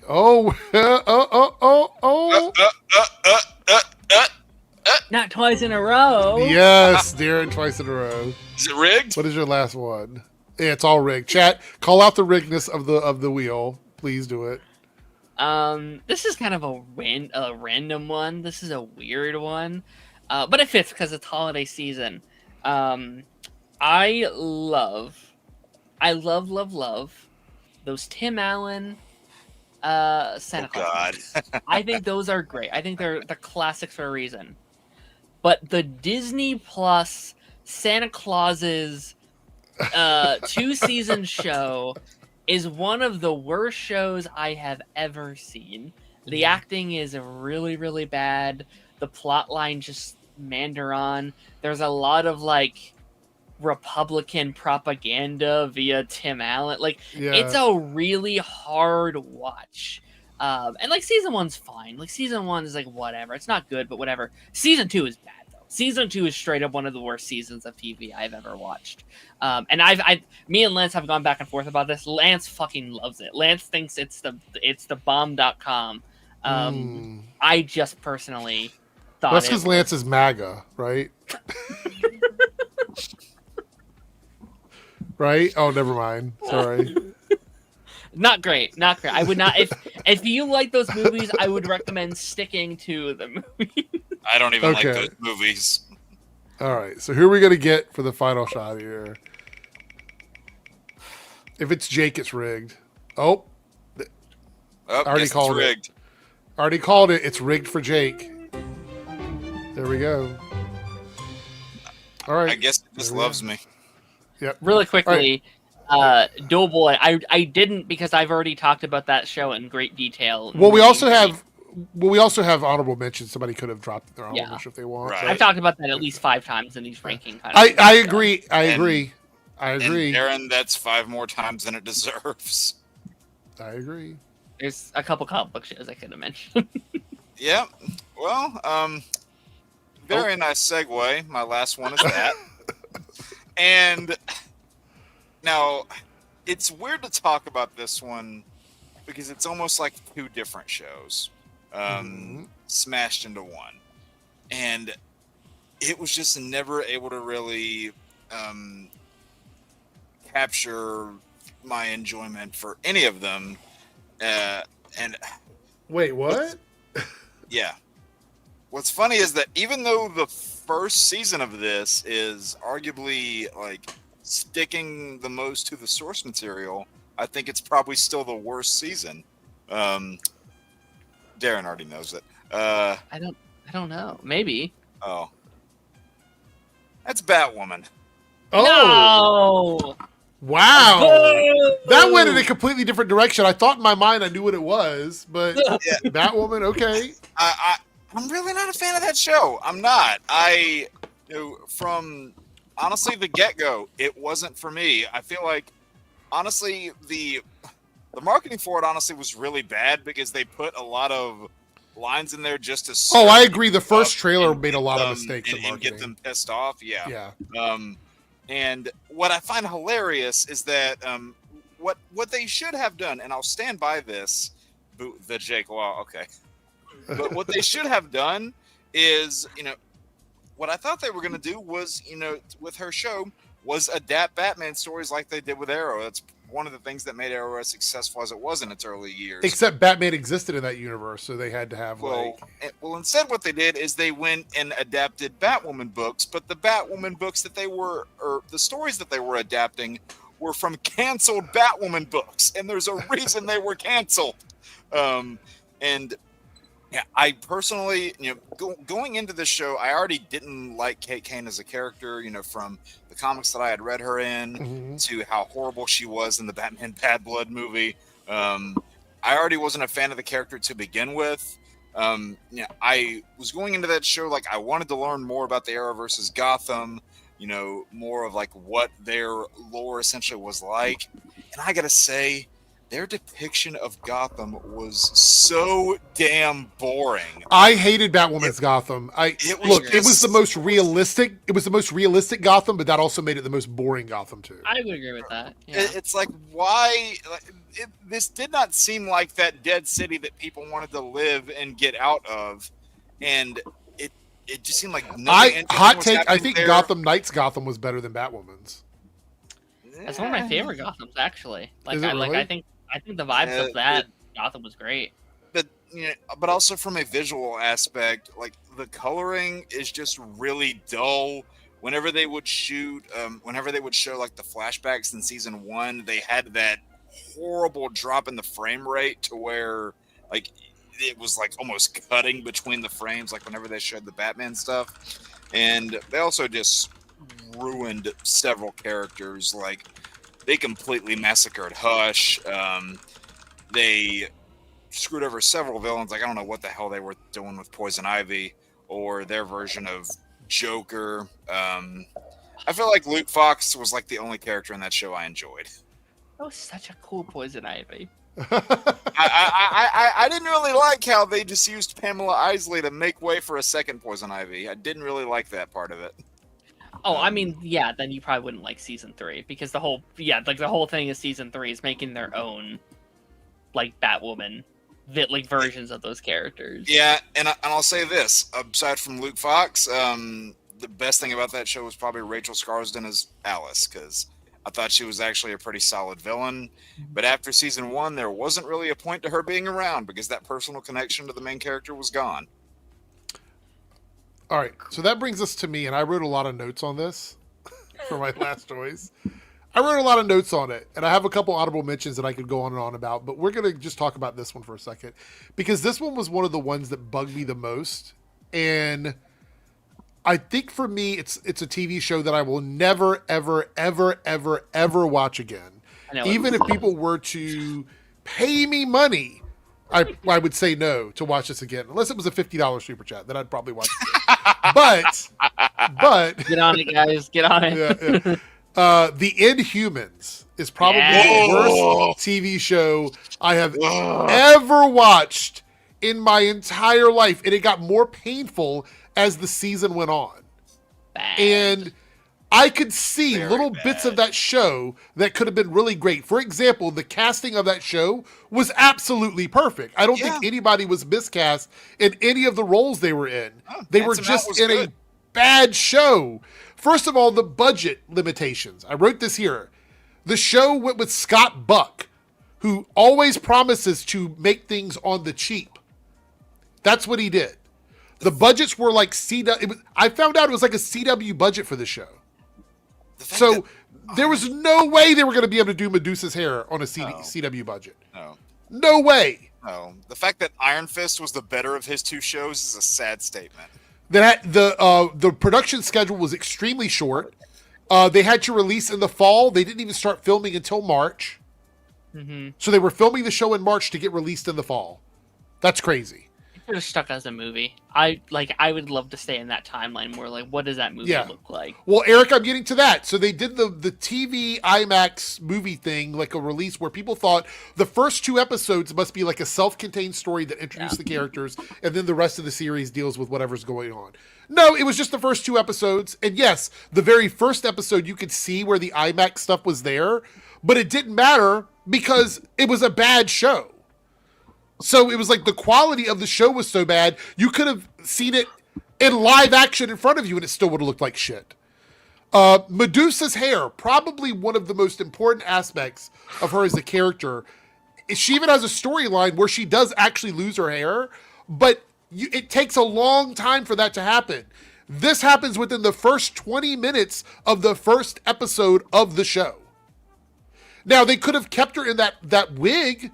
They had a great bit of hair for her, that red wig, and just reduce the amount of time she was using her hair, but they didn't. They just were like, oh no, we're going to cut it off completely. What a fucking dumb thing to do. I already talked about Scott Buck. I had that here. The plots were weak. The characters were extremely shallow, considering we had so many great actors. That didn't make any sense. There was terrible pacing. It was inconsistent in tone and storytelling, where some episodes rushed through the plot, others dragged through it. They had the whole episode dedicated to advertising tourism for Hawaii. The visuals were not... It was going to be a movie originally. Fetman's right. Yeah, 100%. Yeah. Not only that, the costumes were cheap looking. The visuals were cheap. It wasn't directly connected to a lot of the source material. It was all superficial stuff. Matter of fact, I think there were parts of like you had characters that would show up in one episode and then disappear until the end of the season. It was a waste of time show. And it was 8 episodes, and it was canceled. So I don't understand. The Lockjaw stuff was great, but they didn't have the money to use them all the time, which is why it just kind of disappeared into the background most of the time. Gorgon's feet, going from hooves to feet because he put them inside of boots, is the craziest fucking thing. See, I really like Gorgon and Triton, so that was heartbreaking. It's like, oh, you take your foot out of the boot, it looks like a hoof, but we're going to keep it in the boot for the whole season because we don't have a lot of money. It was bad. That's one of my biggest concerns about the Lanterns, right? Is that I don't want the Lanterns to compromise on stuff like that, the fun stuff that fans like, because of their budget. That's my biggest concern. My honorable mention was going to be Secret Invasion, because I think that was an awful show. I think it was really, really bad. I didn't like it. I thought it was just, that was another show where I'm like, why even bother doing this? What's the point? And then my other honorable mention to make my list 5 was Thundercats Roar. Oh, I didn't like Thundercats Roar. Yeah, Sorry. I had a couple honorable mentions in mine. Well, go ahead. What are your honorable mentions? So one of mine, and now listen, I've seen a lot of comic book cartoons over the years. I've seen some good ones, but oh my god, this one might still be the worst I've seen, and that's the Disney XD 2017 Spider-Man cartoon. Oh, Sweet Jesus! I thought you were going to say the 2016 Ben 10 reboot. Haven't seen it, so I can't speak on it. Also not great, to be fair. Yeah, and also this one. Okay, this one is going to piss some people off. Oh no, you've said a bunch of stuff that pissed people off already. So go ahead. To be fair, this show had one fantastic season, and then everything after that season, plus all of the continuation shows that came after it, were just so much worse in comparison, and that is Heroes. Yeah. Like, season 1 of Heroes is fucking phenomenal. And everything after that is just... It just goes down. Like, the decline from season 1 to 2, and then everything else is just astonishing. Darren, do you have any honorable mentions or no? Yeah, no, I mean, I have a couple. I mean, when I think of worst TV shows I've ever seen, I think of things like Breaking Bad, like Lost, Darren? like Avatar: The Last Airbender. You better be smoking something right now. Like Band of Brothers. I think those are some of the worst. Yeah, like Ben 10. Yeah, no. I think all the ones I had written down, people already kind of. Naomi is up there for me. I fucking hated that. Forgot that. I wrote down Secret Invasion. I wrote down Inhumans. I wrote down Velma as well. Again, even though I haven't seen Velma, it was a show I was like, I will not watch it. It's funny that this list, we have so many things that for the first time where we've had like a lot of the same choices. That's actually good. That goes to show there's not as many bad things out there as we think there are. I used to do a lot more than I do now. I don't watch bad stuff. Right. If all my friends tell me a show is bad, I'm not gonna waste, especially on a TV show, I'm not gonna waste 10 hours watching a show I hear sucks. All right. Okay. Yeah. So 1 and 2 on here, I don't agree with, but oh my god, Johnny Test is terrible. Wait, Legends of Tomorrow is unwatchable? Do you agree with that, Darren? No. No, I mean, okay. Elements. There are seasons I don't like, and that's also my thing. If we were talking about individual seasons, I would have a lot more to say. There are seasons of TV that I hate. No, but I get as that. show as a whole, I'm like, no. There's I could have said the fucking Flash, right? Season 7. There's probably 2 or 3 unwatchable seasons of the Flash. To be honest, there are bad seasons of the Flash I could have shouted out. Let's be honest. There's bad seasons of almost every CW show we watched that at least had one bad season. I would agree with that. Yeah, except for Superman and Stargirl. Yeah, I think Superman and Lois and Stargirl. I was not crazy on season 2 of Stargirl. What? That's my favorite season of the show. Fair enough. That's crazy. I'm not saying I hated it, but it was definitely my least I actually heard hate. So it's my least favorite too, but it's you might not have said it, but it sounded like you said it. So we're just going to go with that. It's the least season in the perfect show. Yeah, that's true. That's fine. So season 2? Extra Hero with a $1 super chat contributing to the Debunks channel, and Candles Jr. with a $2 super chat to finish off the 5 super chats for the Debunks channel. You guys are great. Thank you for being here, Candles. I do appreciate you hanging out with us. Everybody for being here this week. It's a lot of fun. Staggervore chiming in with a $4.99 super chat with their top 5. Legends season 4 through 7. Teen Titans Go. Thundercats Roar. Caveman and Suits LA with Stephen Amell. I forgot about Caveman. Oh, what the hell is Shout out to Suits LA. Was it that bad? Aw, poor Stephen Amell. Was Suits LA that bad? It was not. It was bad. I love Suits. I love Suits. It just felt like a complete cash grab to what Suits was to try and keep the show. And expanding the show, unfortunately. Yeah. Steven cannot catch a fucking... He can't. Well, the truth is, I think a lot of his goodwill has gone out the door because of his attitude and stuff like that. So, there is that. Mean we're not getting Code 8 Part 3? Probably not. Is that still happening? I have no idea. I think My problem maybe.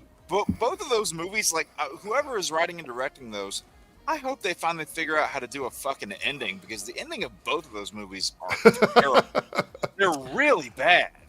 Fetman's. I did think about putting Book of Boba. Oh, that's bad too. Yeah. Like not even as a whole, because I don't think it's like a bad show. It's just a bad like built show. Like I think it's just like it's such a like show interference. Like it's such a studio interference.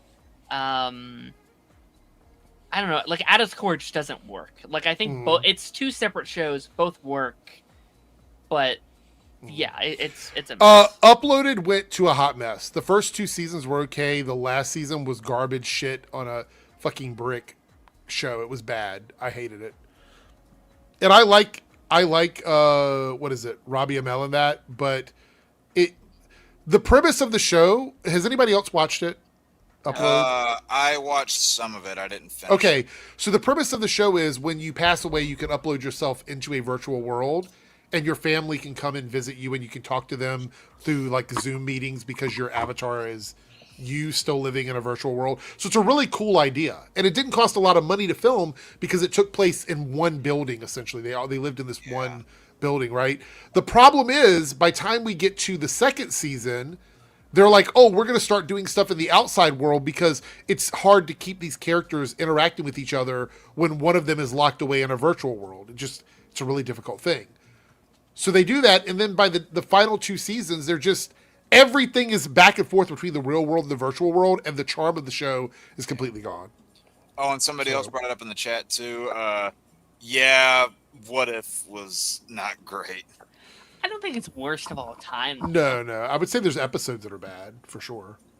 Like, you also have some of the best of all time inside there, too. The Tusken Raider stuff is the only stuff from Book of Boba Fett that I even find interesting, to be quite honest. That feels like a great concept for a miniseries, the upload thing. Yeah. Oh, Jaybird didn't like Ahsoka. Really? Fair. Okay. I never finished it. Really? I never did the final episode. But in fairness, I never watched Clone Wars. Oh, I was gonna say, I didn't know. I've only seen like bits of Clone Wars, so I don't have that attachment that other people had. Yeah. All right, so let's see what you guys picked since we hit the goal for both channels.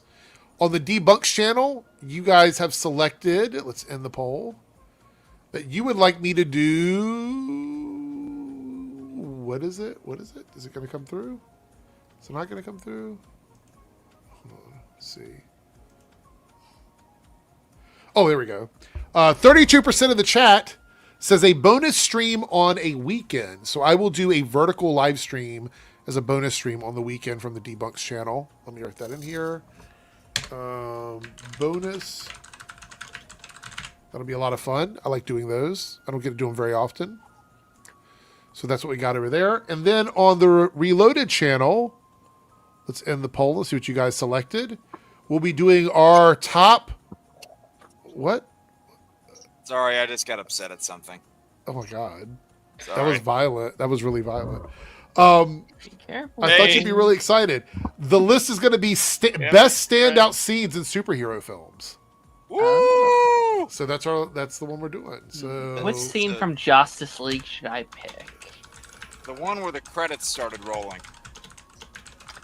I mean, hey, that Superman and Flash scene's pretty cool. I feel like that was rigged for Jake because his won finally after all this time. Oh, I don't know who brought it up in the chat earlier, but yeah, I had a DS going and I almost lost. That's why.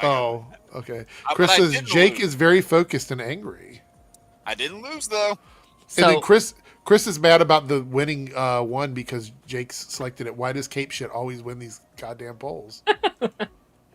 It was just TV shows for this one. So, I know you said movies, Jake, but can I pick the scenes from Black Cat from Arrow? Wildcat, I'm sorry. Wildcat from Arrow. I was about to say, if they're going to try to troll me, get the name right. God damn it, I ruined the fucking joke. So there we go. You know what? If we ever do a TV one, just pull that out when I'm not expecting it. All right, so before we head out, Thursday there is no Nerdcast because I'm going to be streaming the Game Awards. So that'll be like most of the evening. I believe that's like 7:30 to 11 something, 12 o'clock. So we'll be doing that. And actually, let me double check and see how long it is. There might not be a Nerdcast, but Thursday there is another Eric thing coming out. That's right. A little self-plug. Yeah, it is about 4 hours. So we'll start around 7:30 when the Game Awards starts, and we'll run until at least like 11:30, 12 o'clock. So there won't be a Nerdcast, but I will be live on Thursday while we watch the Game Awards together. And anybody that wants to stop in, feel free to do so. There's no reason to really hang out, but we might get a trailer. So if we get the Supergirl trailer, we definitely want to talk about that on Thursday. Because we might jump away from the Game Awards if some news comes out or something comes out. We'll jump back and forth. But essentially, that's what it is. So anyway, make sure you support everybody that was on the stream tonight. Joe was here earlier. Ronan was here earlier. Go over and check out their channels. Head over to Darren's channel because on Thursday, there will be a video dropping that I think you guys will enjoy that we recorded over the weekend. And Jake, what have you got going on right now? So I'll open the lid on this a little bit. Other than the Lost Level stuff on Sundays, we have the finale stream for Lego Marvel this upcoming Sunday, and then another Skyrim stream the following Sunday. That's going to be our last stream of the year because I'm taking the last of the year off. But as we're getting into this last month, apart from some of the normal videos that I'm putting out there, I do have some long form bonus ones, if you want to call that. Including a fully narrated Batman Arkham Knight Shadow War rewrite that I wrote and narrated myself. So that's going to be a lot of fun. Also, a collab that I did with somebody that some of you guys who watched Reactor channels back in the day might know. Me and Electric Alex did an hour-long collab on what the best superhero video games are. So that was a really fun thing that we recorded. We recorded that a long time ago, but I'm finally getting it out now, so that's going to be a lot of fun. Got that thing this Thursday, too. I guess that's happening. Kidding, Darren. But, so a few of those are going to be some of the long-form videos, and one that is going to be a bitch to edit, but I am ranking every MCU movie, show, and project as of 2025. Wow. And then also doing ones where I'm ranking my 2026 projects based on anticipation. So those are some of the bonus ones that are coming out. Sounds good. We do have one last super chat here from Lone Wolf. Says $5 super chat. Hey Eric, I'm sure I asked you, but you might have forgotten though. Would you ever do trailer breakdown content? I know you hate editing. That's trailer reactions don't require a lot of editing for me. If I were to do those, it would be similar to what we do here. I would just be doing them myself. The issue is the copyrights on them. Like the copyright claims on them. I have to go through and chop out so much of the video that it wouldn't be very entertaining. I know there's a lot of larger channels that don't care, right? But I think like limiting visibility or having the video suppressed because it has copyrighted content in it is just not good for a channel. I know React channels like them. I like doing it. I get that. But for me, it's easier to just react to them here on the stream. If I don't get a copyright claim here, I could cut this out and upload it separately. But I don't know if that's something that people would want to see. I do think, though, starting this month and then heavily in January, I will be cutting out segments of the Nerdcast to go up during the day. I see a lot of people doing that, and it seems there's a lot of people that seem to like being able to share those smaller clips. So you'll be able to see it live all the way through, but then there'll also be extra clips that come out over the next 2 days after we get to get the stream done and everything. So anyway, unless it's Tyrone Magnus, yeah, I don't know. Those guys don't care. They get so much revenue off of promotional stuff and endorsements and things like that. They don't care about videos being suppressed or blocked or anything like that. So hell no. Anyway, thanks everybody for hanging out. I do appreciate it. Everybody in the chat. And we'll see everyone on Thursday. Have a great night. Hey there, if you're seeing this, that means we have reached the end of the stream. Thanks so much for your continued support with comments, likes, subscriptions, super stickers, and super chats. I just want to give a special shout out to all of the channel members who have contributed to the success of this channel with paid tiers. On the screen, you will see your name displayed as a signal of appreciation from myself and the channel. If you would like to see your name on this list, consider selecting a tier with the join or plus button depending on your platform. Thanks again, everyone. Let's hang out soon in the next stream, and I'll see you then.